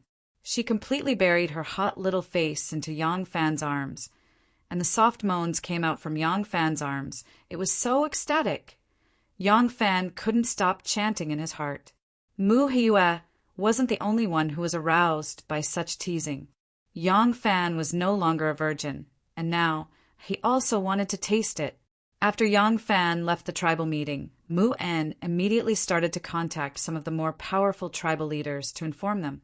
Of course, he only contacted those who were on good terms with Mu Ha's tribe, or those who were on the same side as Moshe. He was about to become Mu Si's father-in-law, and was fully qualified to represent Mu Si to communicate with Moshe's tribe. In the meeting that day, Zhu Tu's target was actually the same as Mu En's, which was Liao Quan. His reason was similar to Mu En's. That place was the narrowest part of Hushi Corridor and could receive an effective response from the Tubo people. At the same time, it was the westernmost point of Tang's influence, and it was too far for Tang to send reinforcements. If Mu En didn't get the hint from Yang Fan beforehand, they would definitely hit off, and this topic would be passed smoothly. However, Mu En already knew Moshe's real strategic intention, so he naturally tried his best to encourage the tribes to agree to attack Baiting. At the meeting, the 2 Yabgu protectors expressed their own views and argued endlessly. At this time, a scene that made Yang Fan not know whether to laugh or cry appeared. His previous actions to instigate disputes between the tribes had indeed produced an effect, but now it had an adverse effect on him.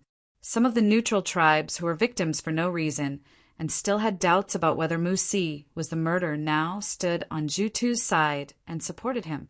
As a result, the 2 sides had been fighting for a whole day without a result. That night, Mu En and Zhu Tu held a banquet and invited friendly tribal leaders. They wanted to unify and decide who was better the next day. Mu Si, who didn't care about the location of the attack, was exhausted after being tormented by Master Yen for the entire afternoon. She went to bed early after returning and didn't care about the matter at all. The person who was monitoring outside waited until the bodyguard they'd bribed limped over and told them that Mu Si had indeed gone to bed. Then, the fake Mu Si immediately appeared on the stage.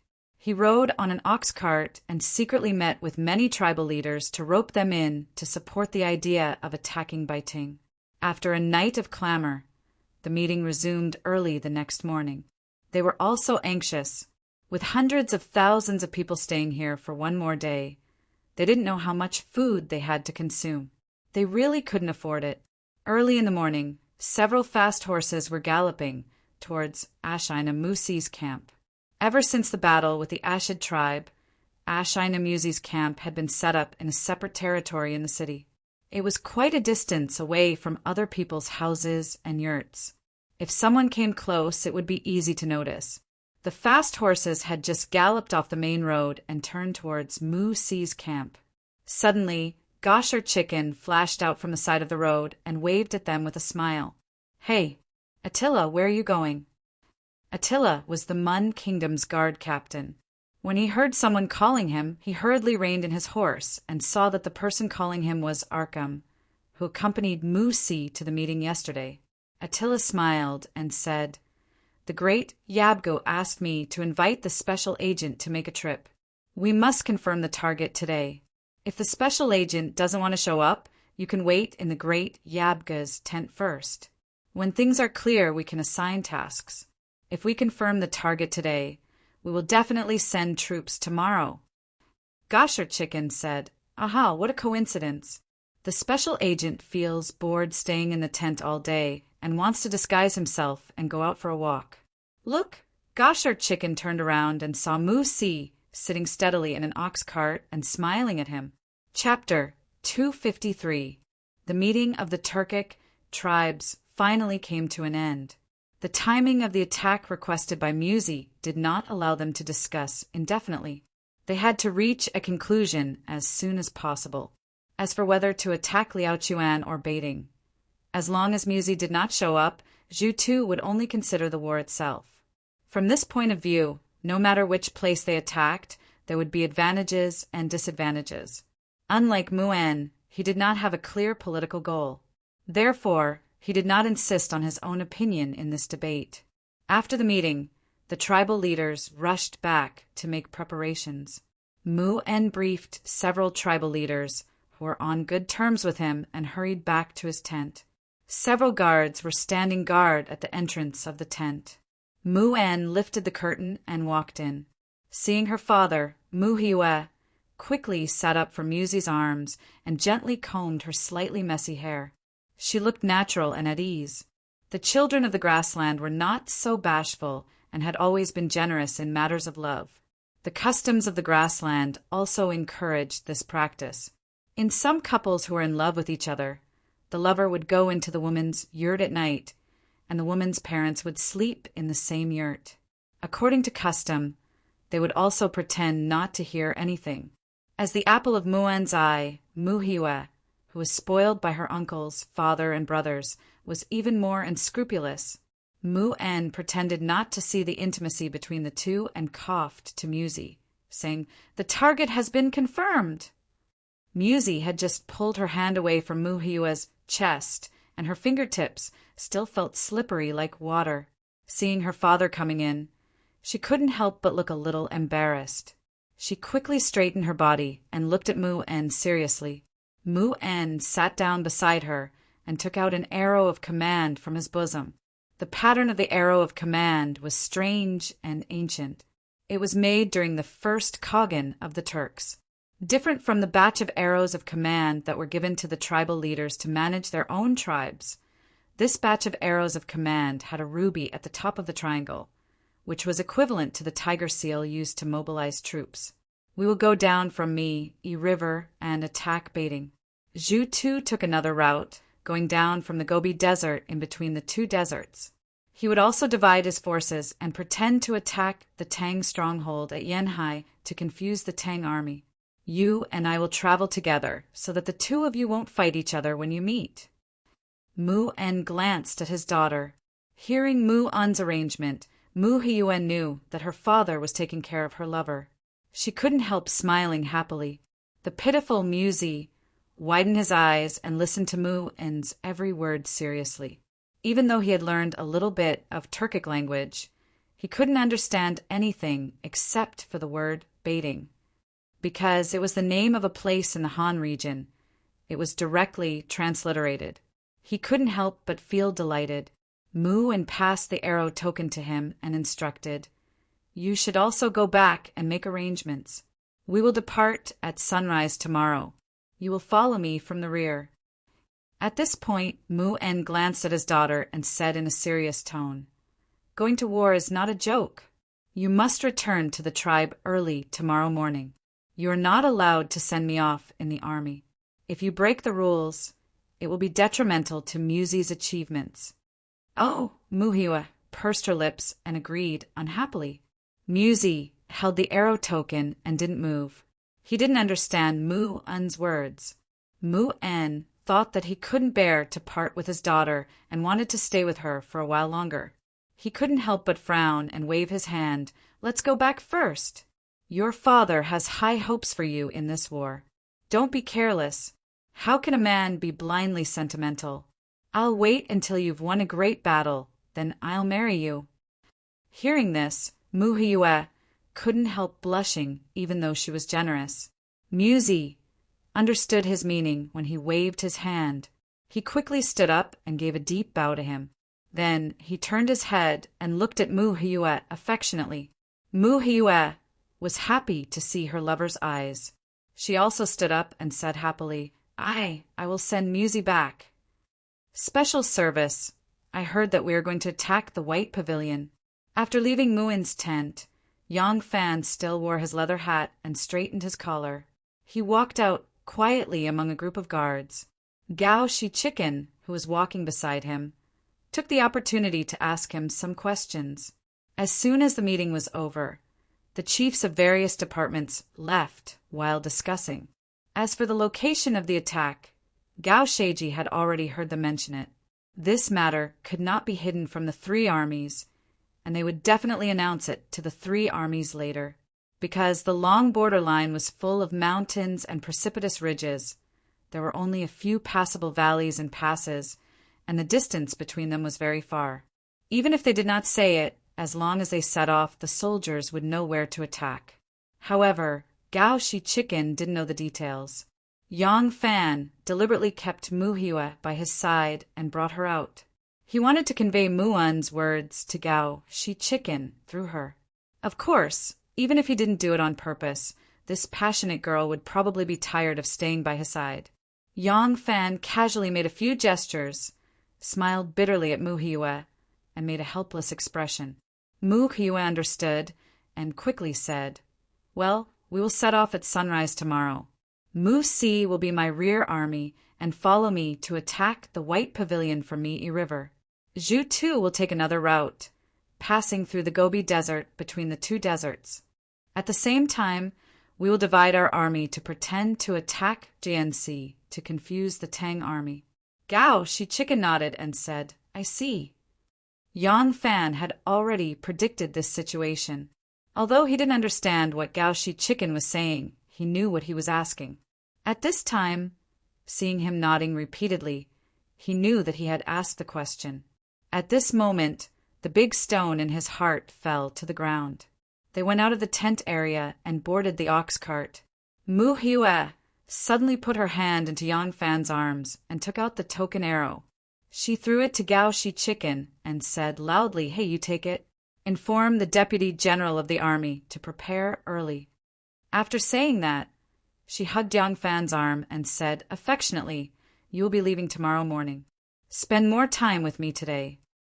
In the house of the great warlock Vodern, Yen Jihe's eyes were slightly closed. He shook his head and mumbled something, but no one knew what he was saying.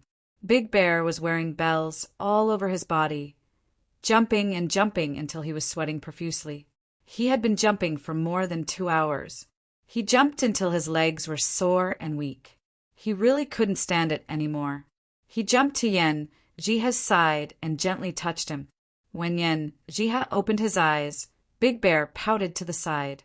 Yen Jihe looked and saw Mu Si sitting there with her eyes closed. She seemed to be still praying devoutly. Big Bear mouthed to him and said, It's time. I'm dying of exhaustion. Yen Jihe couldn't help but laugh. He grabbed the copper bell from the table and shook it. He smiled at Mu Si, who opened her eyes at the sound, and said, All right, the last ritual is finally completed.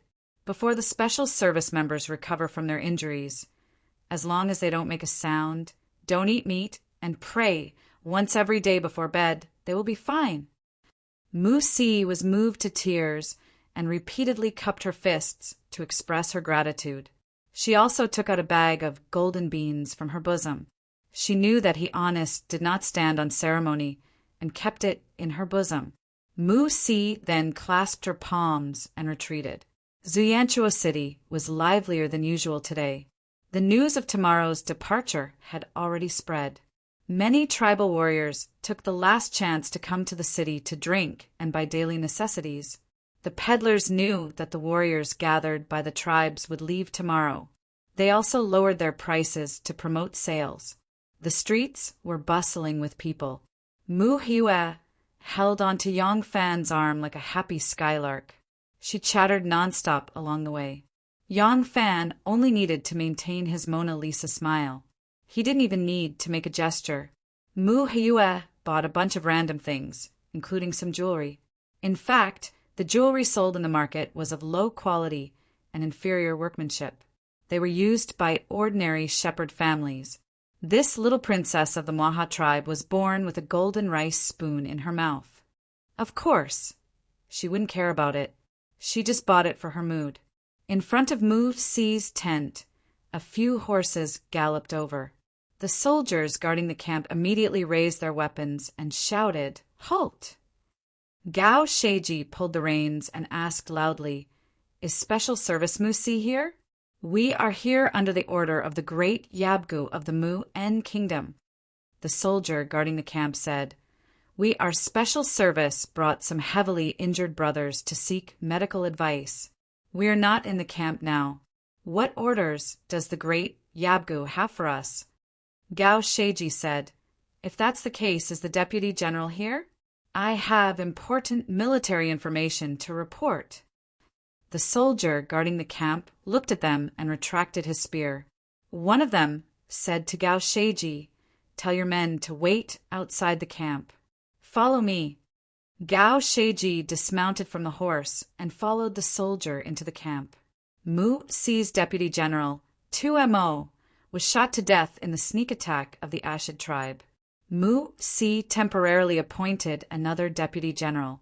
When Gao Sheiji saw the deputy general, he took out a golden arrow inlaid with rubies and presented it with both hands. "The great Yabgu has ordered that the army will depart tomorrow at sunrise."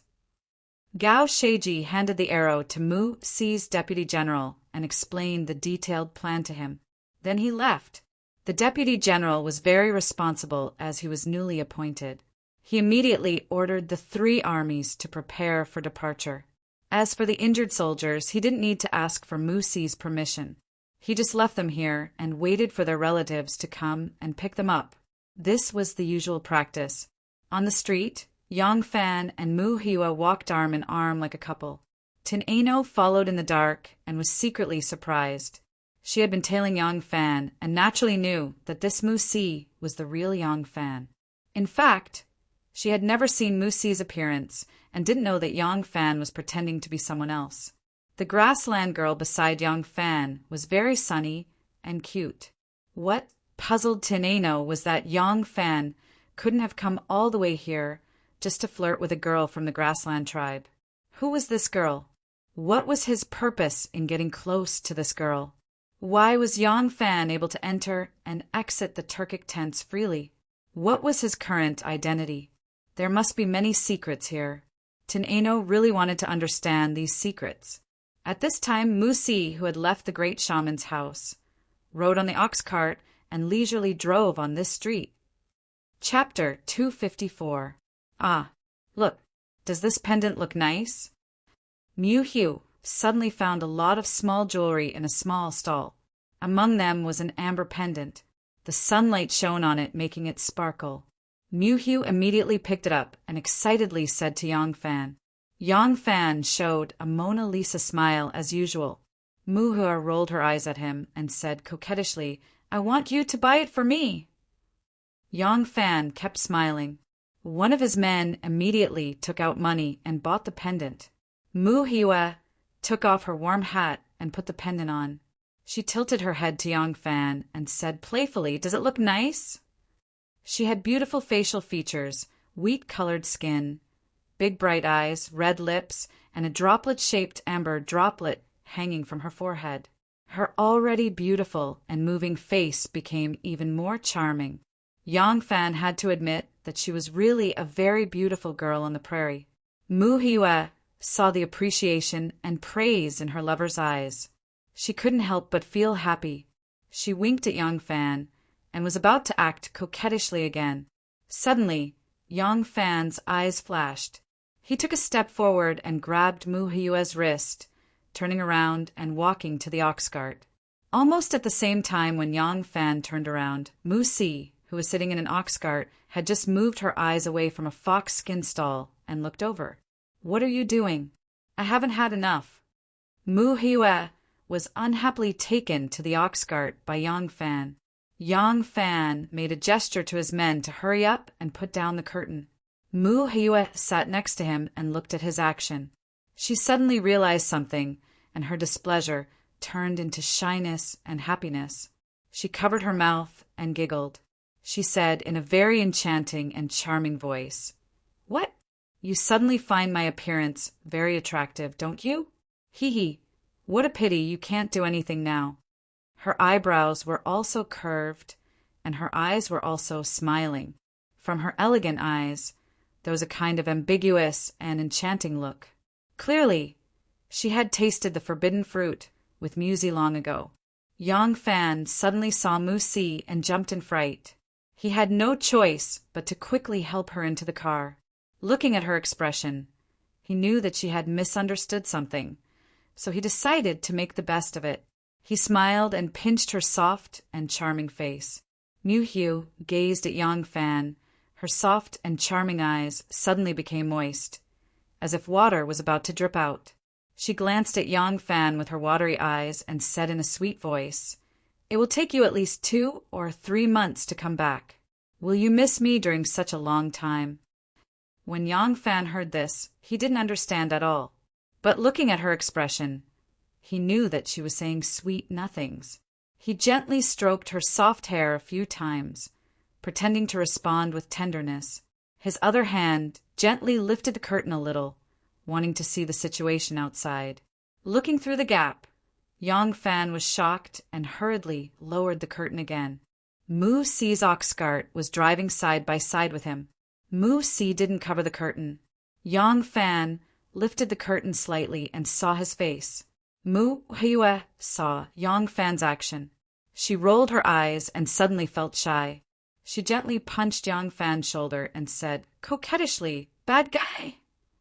Yang Fan turned around. He didn't know what this girl had eaten wrong. Why did she suddenly look like she was in love? Mu Hiue, on the other hand, was bashful. She bit her plump red lips and said in a sweet voice, "You can't even move, but you're still full of tricks. Considering that you're about to go to war, I'll let you have some fun. Just this once. Don't do it again." Yang Fan didn't know what she meant and continued to smile at her. Mu Hiue's eyes suddenly became misty. Her pretty cheeks blushed. She glanced at Yang Fan and gently stuck out her tongue to lick her lips. Then she threw herself into Yang Fan's arms and reached out to untie his belt. Yang Fan's entire body froze. Could he resist? If she jumped out of the carriage in anger and embarrassment, she would immediately find Mu Si. Then his whole plan would be ruined. Even leaving Xianchuo City alive would be a problem. While he was in a daze, a soft, wet, hot, and intimate feeling came to his heart. Yang Fan's hands that were supporting the sheepskin mattress immediately tightened. Creak! Creak! 2 ox carts were moving side by side. One had the curtain lifted, and the other had the curtain closed. The road was not very smooth. Both ox carts were a little bumpy. The one with the curtain closed seemed to be shaking more frequently. Tineno led the camel and followed behind the 2 ox carts. She felt like she was in a dream. She saw Mu Si. After she saw Yang Fan get on the ox cart, she just turned her eyes and saw Mu Si. At that moment, she thought that Yang Fan was proficient in some kind of spell and suddenly moved from the ox cart in front to the ox cart behind.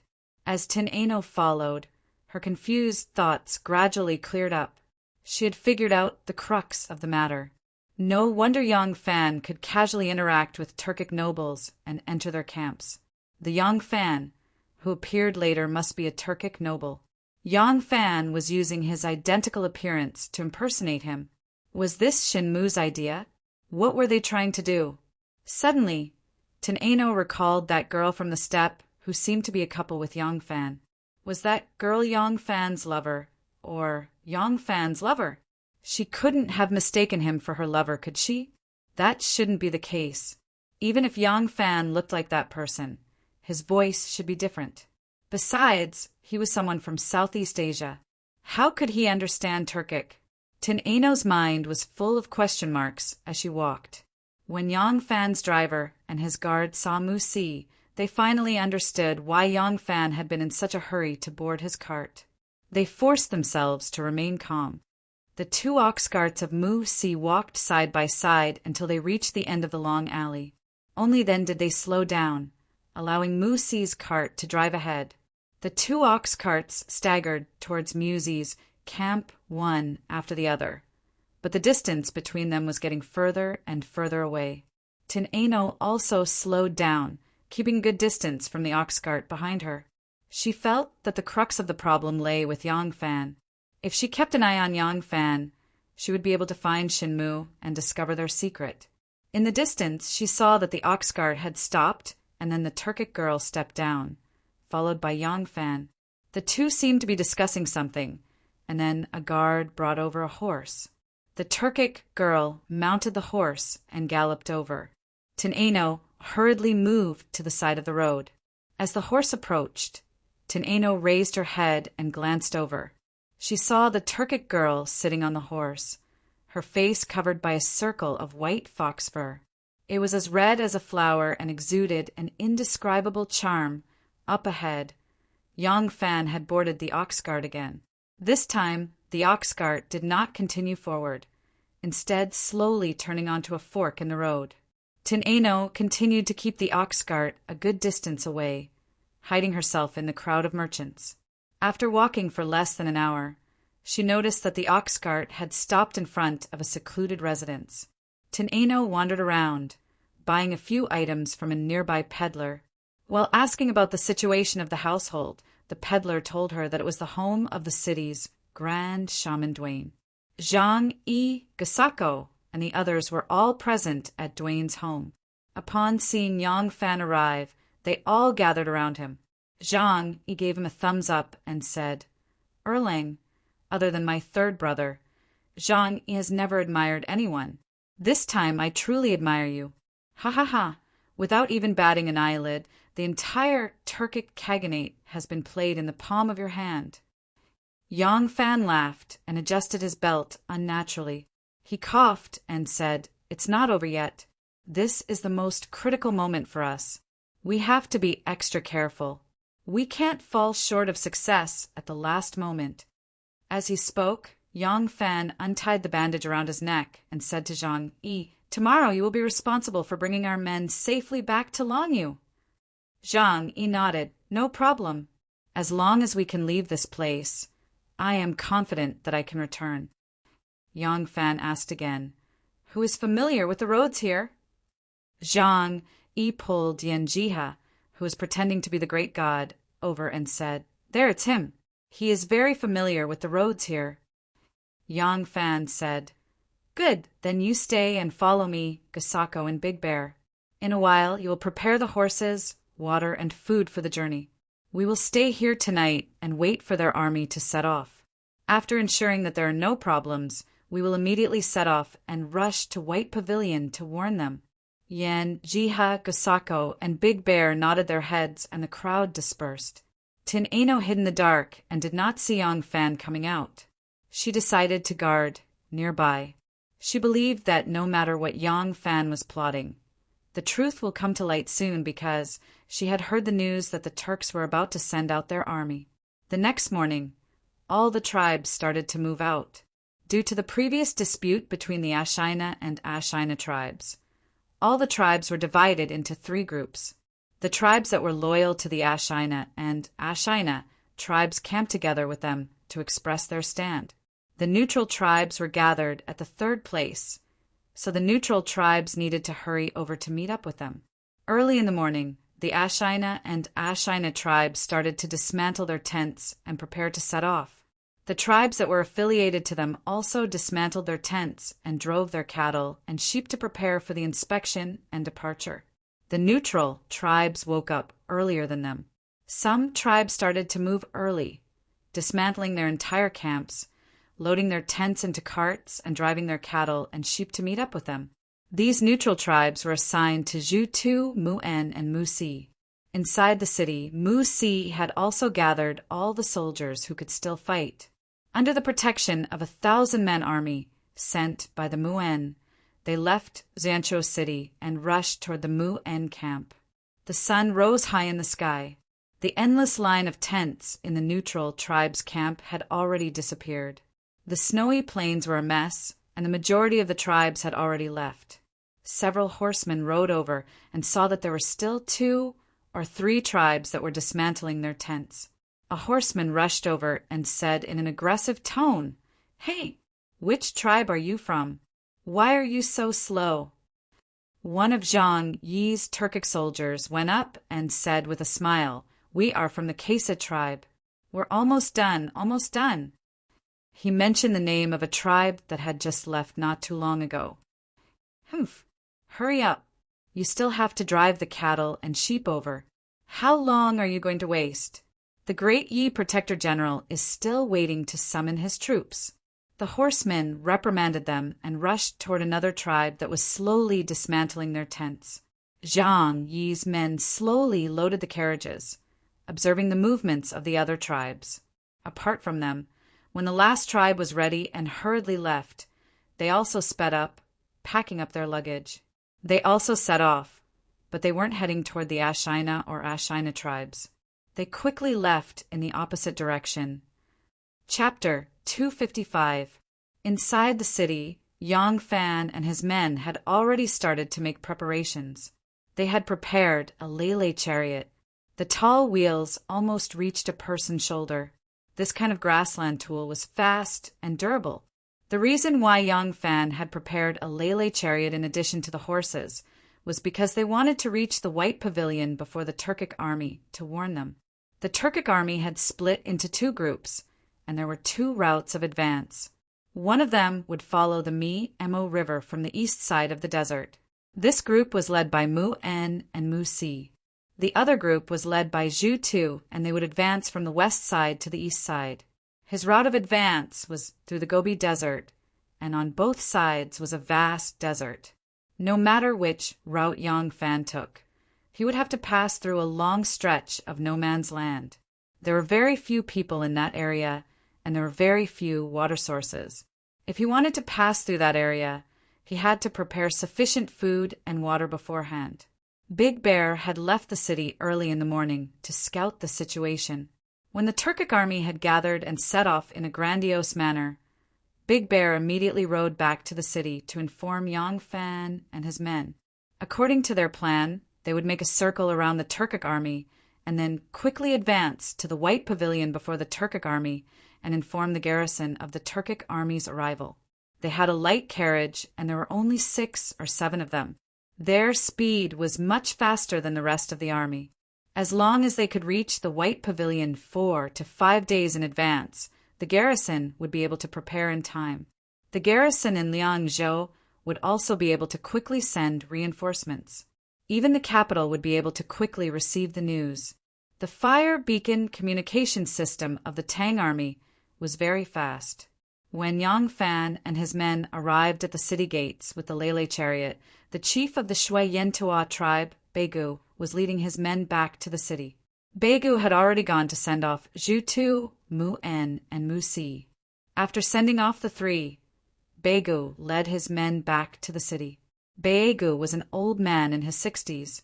He had a head full of white hair, but he was full of vigor. His face was dark and rosy, and he had a pair of spirited eyes. His bones were thick, and he was very strong. The morning wind was very cold. Beigu sat upright on the horse's back, but his back was perfectly straight. When he walked into the city gate, Yang Fan and the others consciously retreated to the roadside, wanting to wait for them to pass before going out of the city.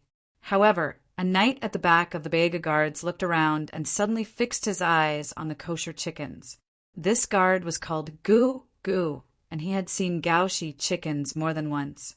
When the kosher chickens accompanied Yang Fan to visit Mu-En at Botch's mansion, Yang Fan would disguise himself every time so that no one could see his face. The kosher chickens who disguised themselves as his bodyguards didn't need to do so. especially when Yang Fan was guarding at the entrance of the tent every time he visited Mu En. Many people had seen him. Most of those people were Mu En's bodyguards and had already set off with Mu En. However, Botch's bodyguards were also in charge of guarding at that time.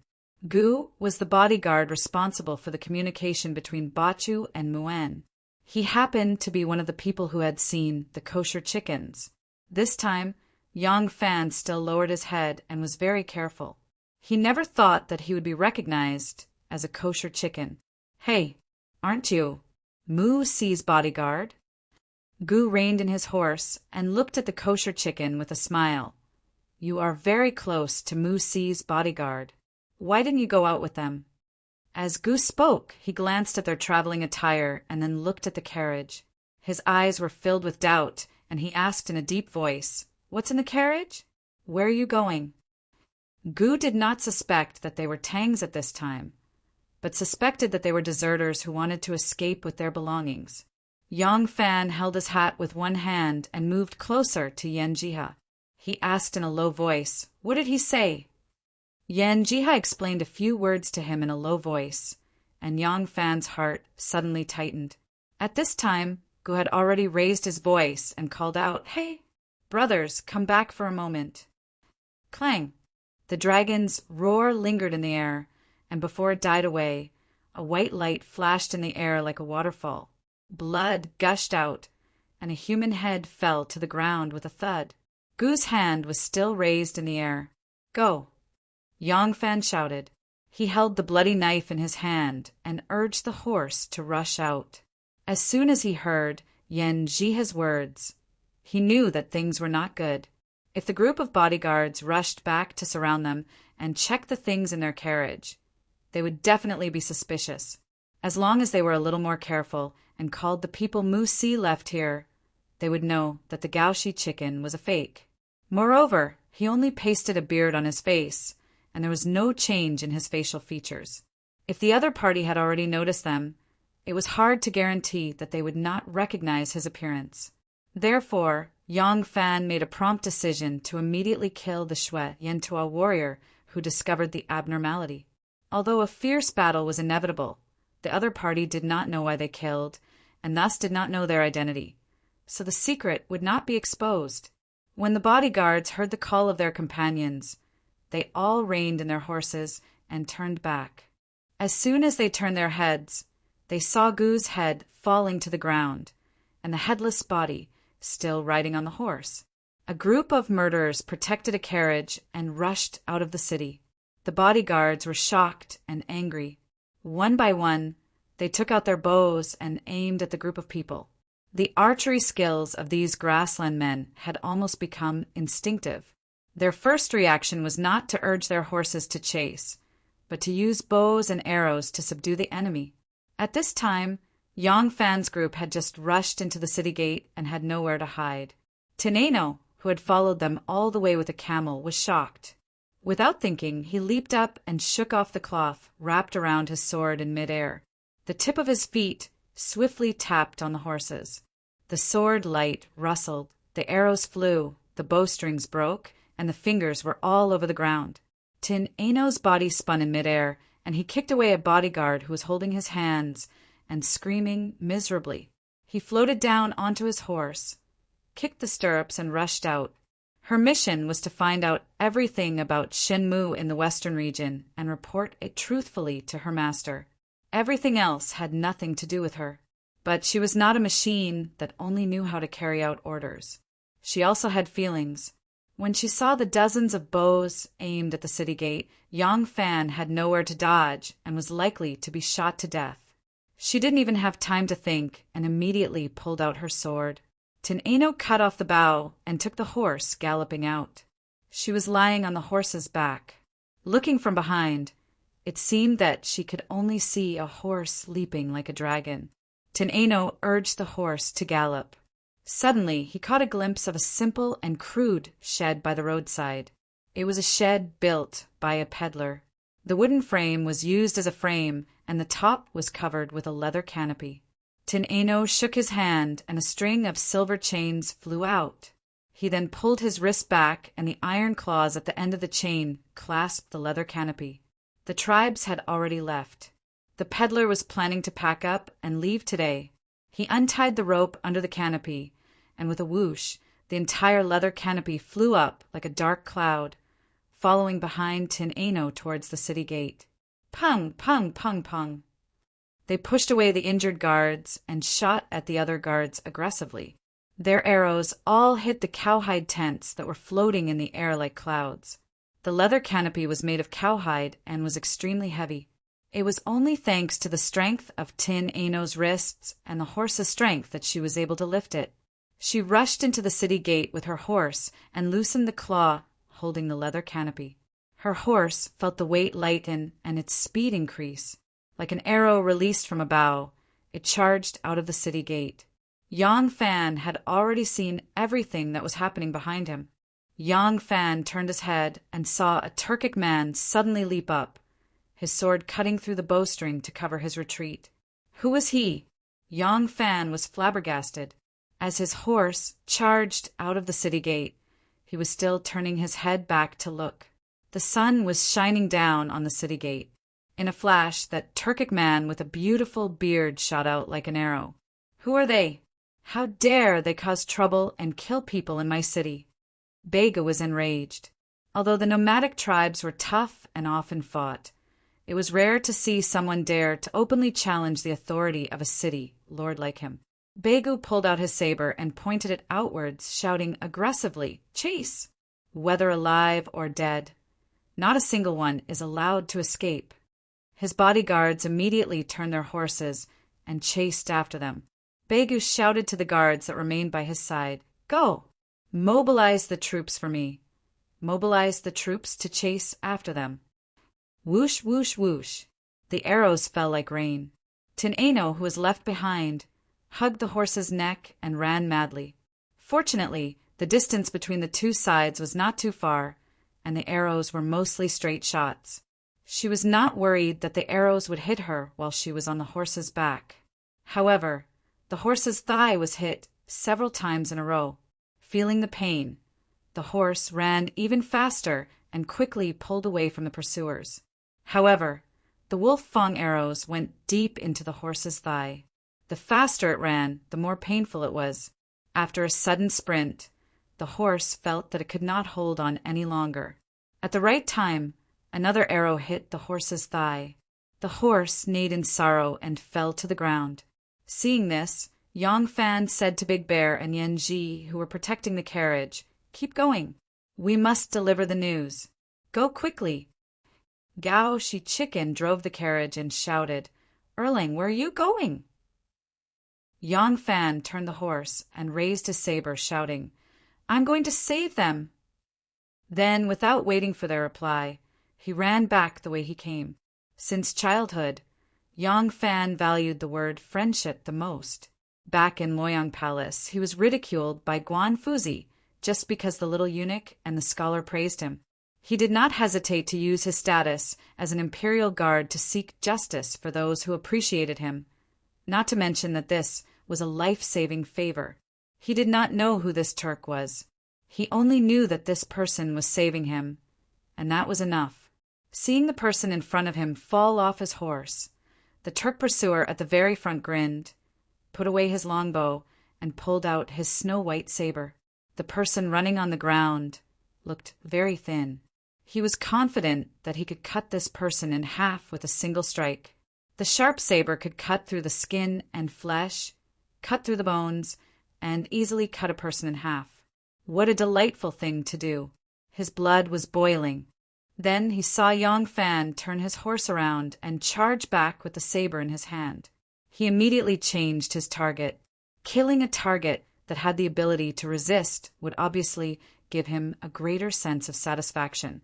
This person is mine. No one is allowed to take him.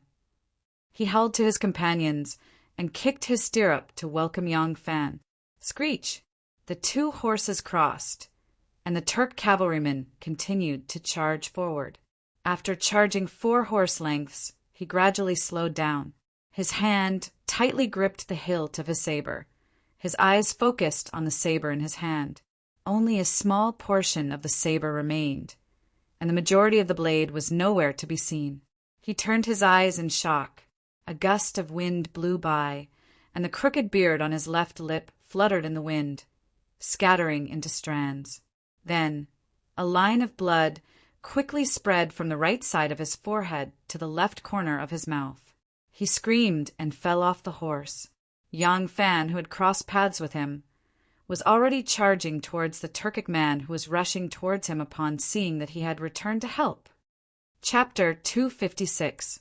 Yang Fan's saber wasn't any better than this Turkic soldier's, but even weapons forged from the same furnace could display different might in the hands of different people. Speed, strength, angle of attack, and the choice of where the weapon should be cut could turn a divine weapon into scrap metal, but it could also turn scrap metal into a divine weapon. With a single slash, Yang Fan had severed the Turkic soldier's saber and even split his head in two. Seeing that Yang Fan had boldly returned to reinforce them, the valiant Turkic soldiers put away their bows and unsheathed their sabers. Like a pack of wolves, they charged forward. There were more than 10 of them, and they loved the feeling of tearing someone to shreds. Clang, clang, clang. Yang Fan's saber moved like lightning, knocking aside 3 sabers in a row and slicing off a piece of flesh from another Turkic soldier's face. Reaching out, he pulled the Turkic soldier he was trying to save onto his horse. As soon as his hands clenched, Yang Fan felt that the other party's palms were soft and slender, not at all like those of a man's. He couldn't help but be taken aback, but he had no time to think.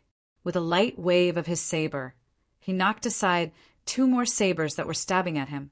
His buttocks left the back of his horse, and with a slash of his saber, he cut off the arm of a Turkic soldier.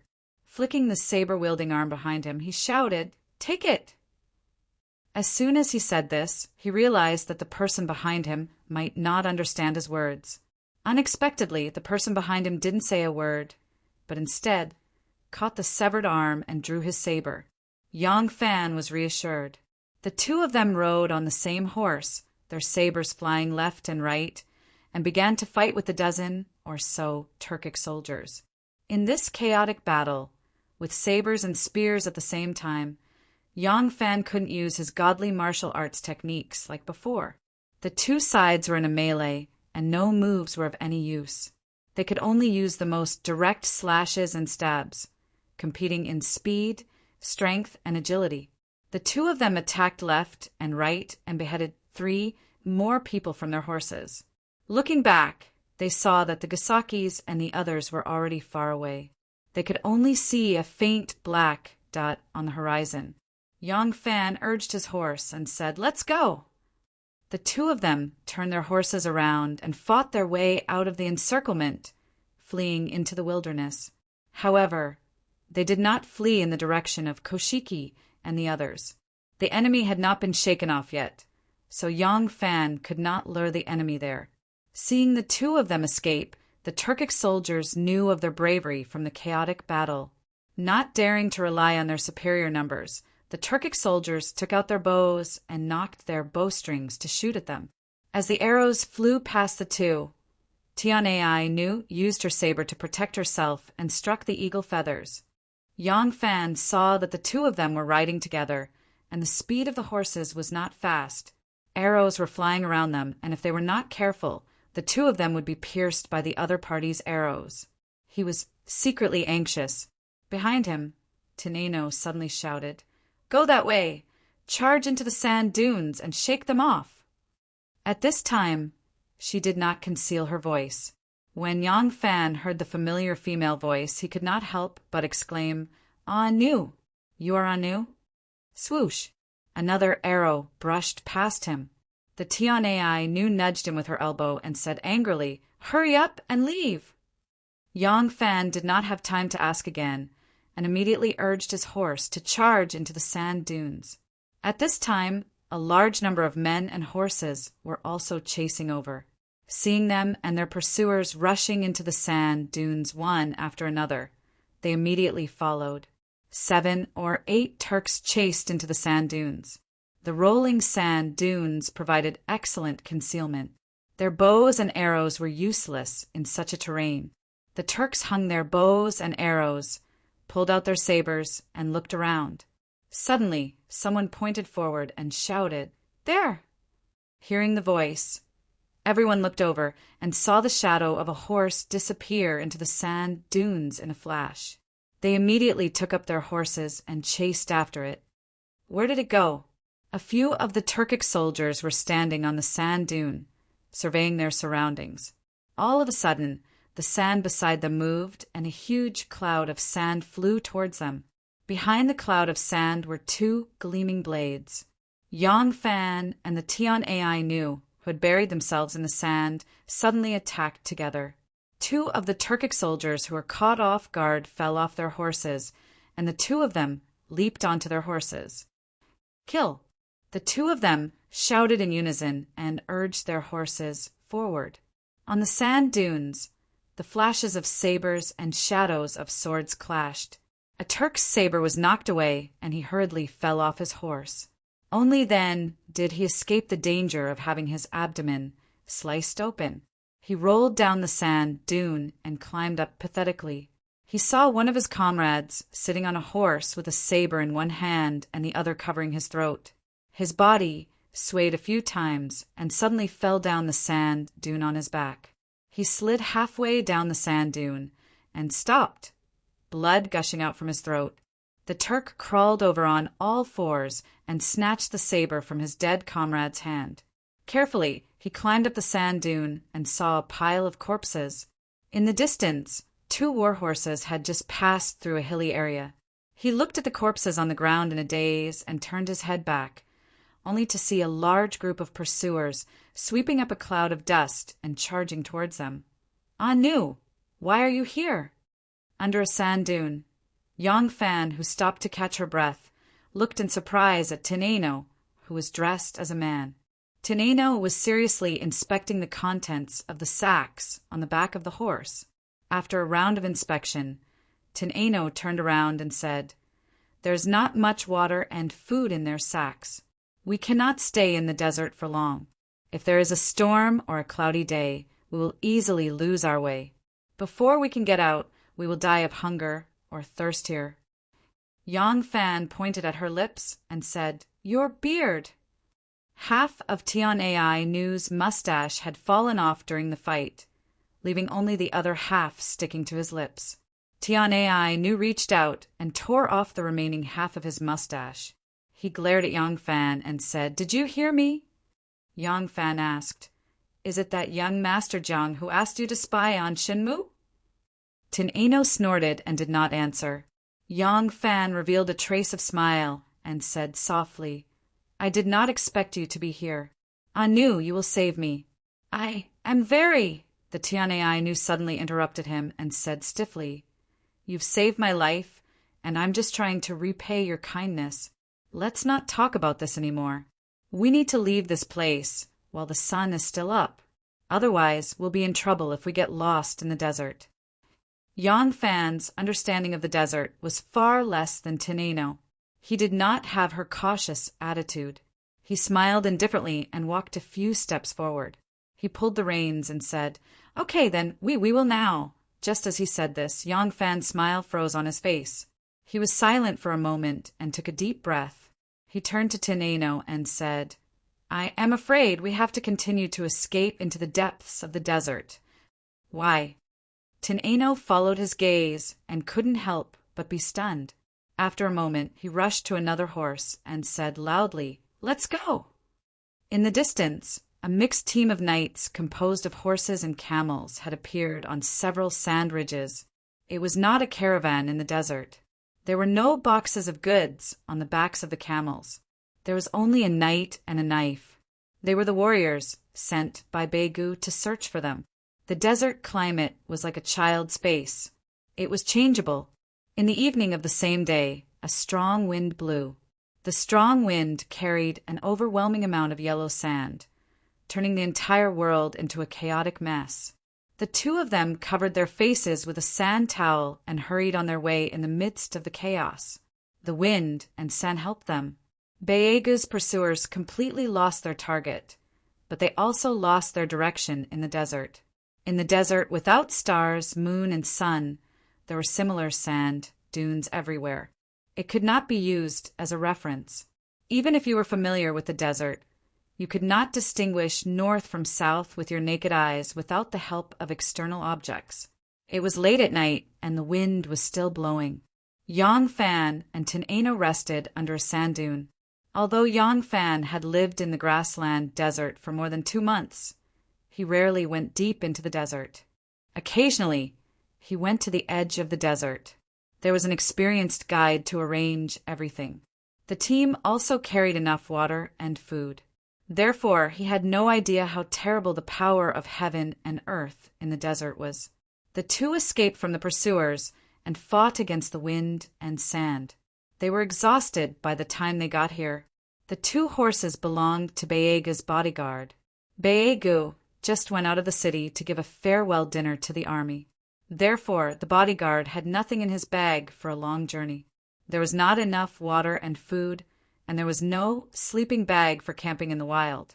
The exhausted Yang Fan really wanted to sleep, but the desert night was too cold. His leather robe was frozen stiff, as if it had become a heavy armor. If he lay on the ground, he was afraid that he would become a frozen corpse before dawn. The sleepy Yang Fan could only hug the horse's neck, snuggle up to it, and doze like a horse. The half-asleep Yang Fan was awakened by the cold. When he woke up, he found that Tin Eno was not asleep. She stood in the sand, looking up at the gray sky that was still windy. Although it was dark and he could not see her face clearly from her lonely back, Yang Fan could feel her deep worry in her heart. Yang Fan stood up, patted off the thick layer of sand that had fallen on his body, and walked over. He had never seen such a scene before. Sand dunes that were dozens of feet high surrounded him, and the wind raged through the dunes, making wolf-like howls. However, the lower part of the dunes was very quiet, and there was no wind at all. Yang Fan raised his head and could see the gray night sky faintly flowing over his head. In truth, it was not a night sky, but a scene of fierce winds sweeping sand across the dunes. Yang Fan pulled down the cloth covering his face and whispered, "What's wrong?" Tin Eno whispered back, "The weather is terrible.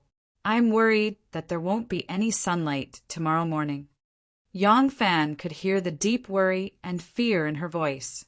He did not understand why this heroine, who was skilled in martial arts and dared to single-handedly pursue them to the Turks and kill people in Xianzhou City, had suddenly become so timid. He frowned and disapprovingly said, "It's only a day's journey into the desert, right? Even if there's no food or water, we can just go back the way we came. We won't starve to death even if we don't eat or drink for a day. Besides, we still have 2 bags of wine and some dried meat." Tin Eno lightly shook her head and worriedly said, "You don't understand the desert. If the wind doesn't stop, if we don't see the sun or the stars, we might get lost in the desert." Chapter 257. Tin Eno slowly turned around and explained to Yang Fan, "In the desert, the direction of the wind is uncertain. With such a strong wind, some of the sand dunes will change shape and some will even move.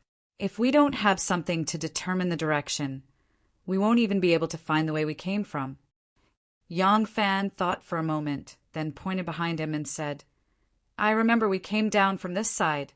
Should we go back in this direction tomorrow?" Tin Eno said in a low voice, "Always. That's just in your imagination.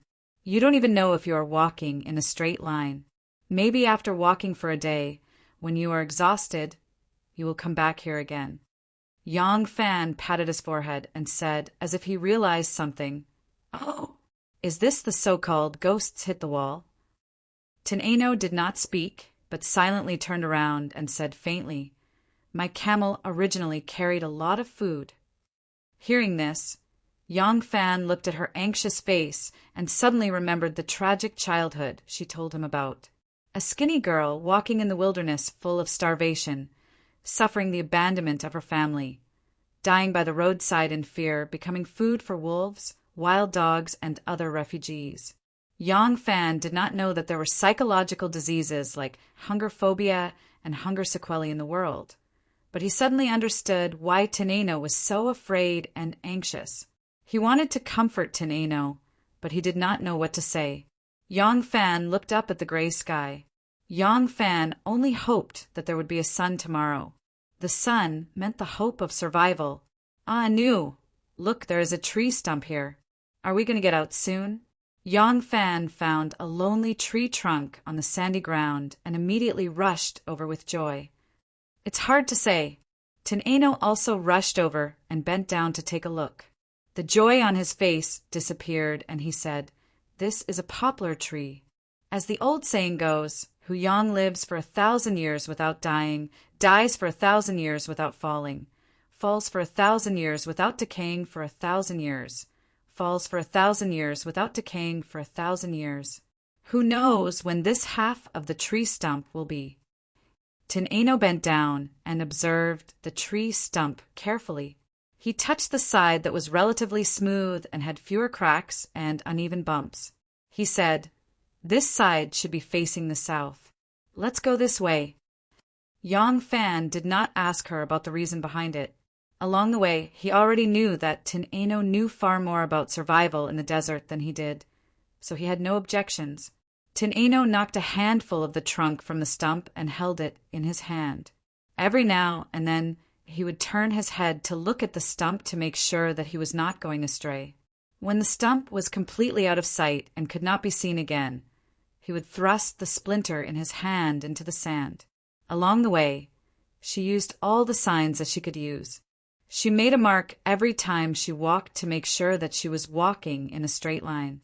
This was their 7th day in the desert. Unfortunately, the weather had not been good for the past few days. It was either stormy or cloudy. One of the 2 horses had already frozen to death on the 2nd day they entered the desert.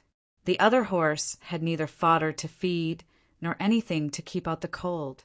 It had been suffering from diarrhea since the day before yesterday and was extremely tired. The storm that day was particularly fierce.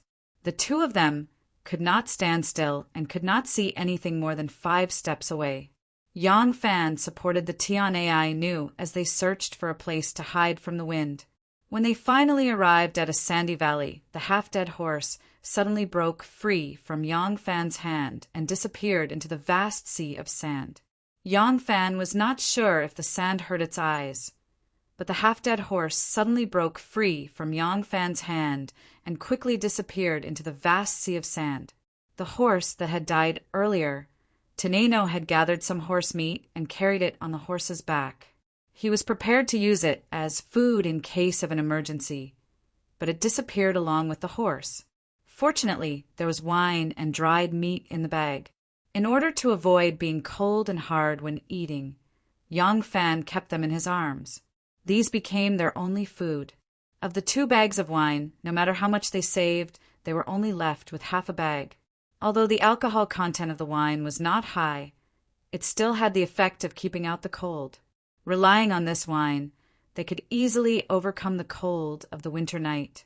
One could imagine how difficult it would be to live after they finished drinking the wine. The dried meat was almost finished. Although Teneno could still maintain her calm during the journey, the fear of hunger from her childhood had affected her greatly. Seeing that there was less and less food, the fear that had been deeply engraved in her heart since she was young could not go away. It made her extremely anxious. The winter night in the desert was too cold. The 2 wrapped themselves in everything that could keep out the cold, but it was useless. After losing the war horse, they had to hug each other tightly at night when they slept, trying their best not to expose their bodies to the biting cold. It was when they were hugging each other tightly that Yang Fan felt that she could not really fall asleep. Although she was forcibly suppressed by her strong will, the fear of hunger deep in her heart brought back the nightmarish memories of her childhood. She was constantly worried about the moment when they ran out of food. Perhaps when that moment came, her spirit would completely collapse. Yang Fan could see the fear hidden in the depths of her eyes. Such a journey in the desert, even with the company of a beautiful girl, was definitely not comfortable or romantic. Along the way, there was always an endless sea of sand. It was a kind of fear that made people despair. Even Yang Fan, who had always been optimistic, began to despair. He did not know how big the sea of sand was, nor did he know if they could get out of it. But as long as they could still walk, they must persevere. He was a man, and he could not show a broken expression at this time. Although Tin Ano had more experience than him in this desert, Yang Fan knew that he was now the support of Tin Ano's spirit. If he also collapsed, the tight string in Tin Ano's heart would immediately break. The two of them walked step by step in the boundless desert. Gradually, the sky darkened again. The two figures, walking alone, disappeared into the rolling sand dunes in the distance. The endless storm came again. This was the 10th day of their journey in the desert. Food and water had all been used up. The two were hungry and tired. Although the cold winter made the consumption of water not so fast, the feeling of hunger and thirst was still very strong. Yang Fan felt that his throat was so dry that it was about to smoke. His lips were already like cracked, dry tree bark. Tin Ano's situation was even worse than his. These days, she had been in fear and worry. Every time she ate, she was like a meticulous housewife. The distribution of food and water was accurate to an unimaginable degree. Even so, the dried meat and water were all eaten up. When there was no more water in the bag and the last piece of dried meat was eaten, Yang Fan saw the endless fear in the bottom of her eyes finally appear. The wind will not stop. Let's continue on our way. Fortunately, the wind is right now. If we walk faster, we won't cough, get our eyes blinded. Yang Fan said to her with difficulty. His parched throat seemed to be filled with gravel. Every time he spoke, it would hurt. Tin Ano sat on the ground, holding the empty bag in a daze. Yang Fan frowned and said, Anu, let's go. While we still have strength. We can't go. The food has been eaten up. We will die here. Starve to death here. Not only was Tin Ano's voice trembling, even her body was trembling. Her entire body and mind were immersed in endless fear. The various tragedies that she had personally witnessed in her childhood, all kinds of unforgettable fear that had been buried in her heart, had all emerged at this moment. Yang Fan frowned.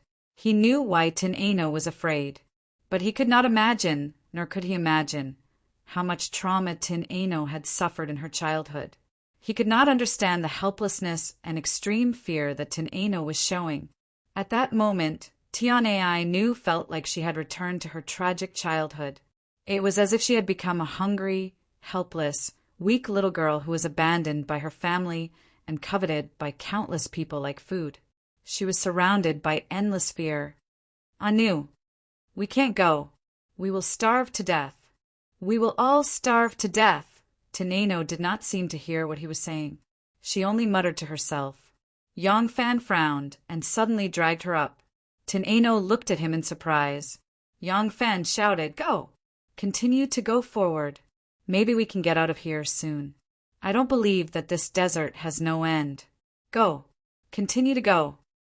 Tin Ano was like a helpless child. She was dragged forward step by step. The wind was getting stronger and stronger. In just a moment, the two of them were swept into the rolling yellow sand.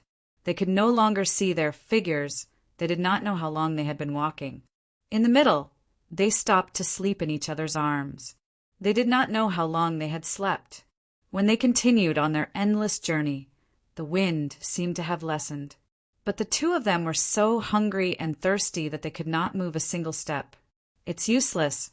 We will starve to death here. Tin Ano's originally lively eyes became dull.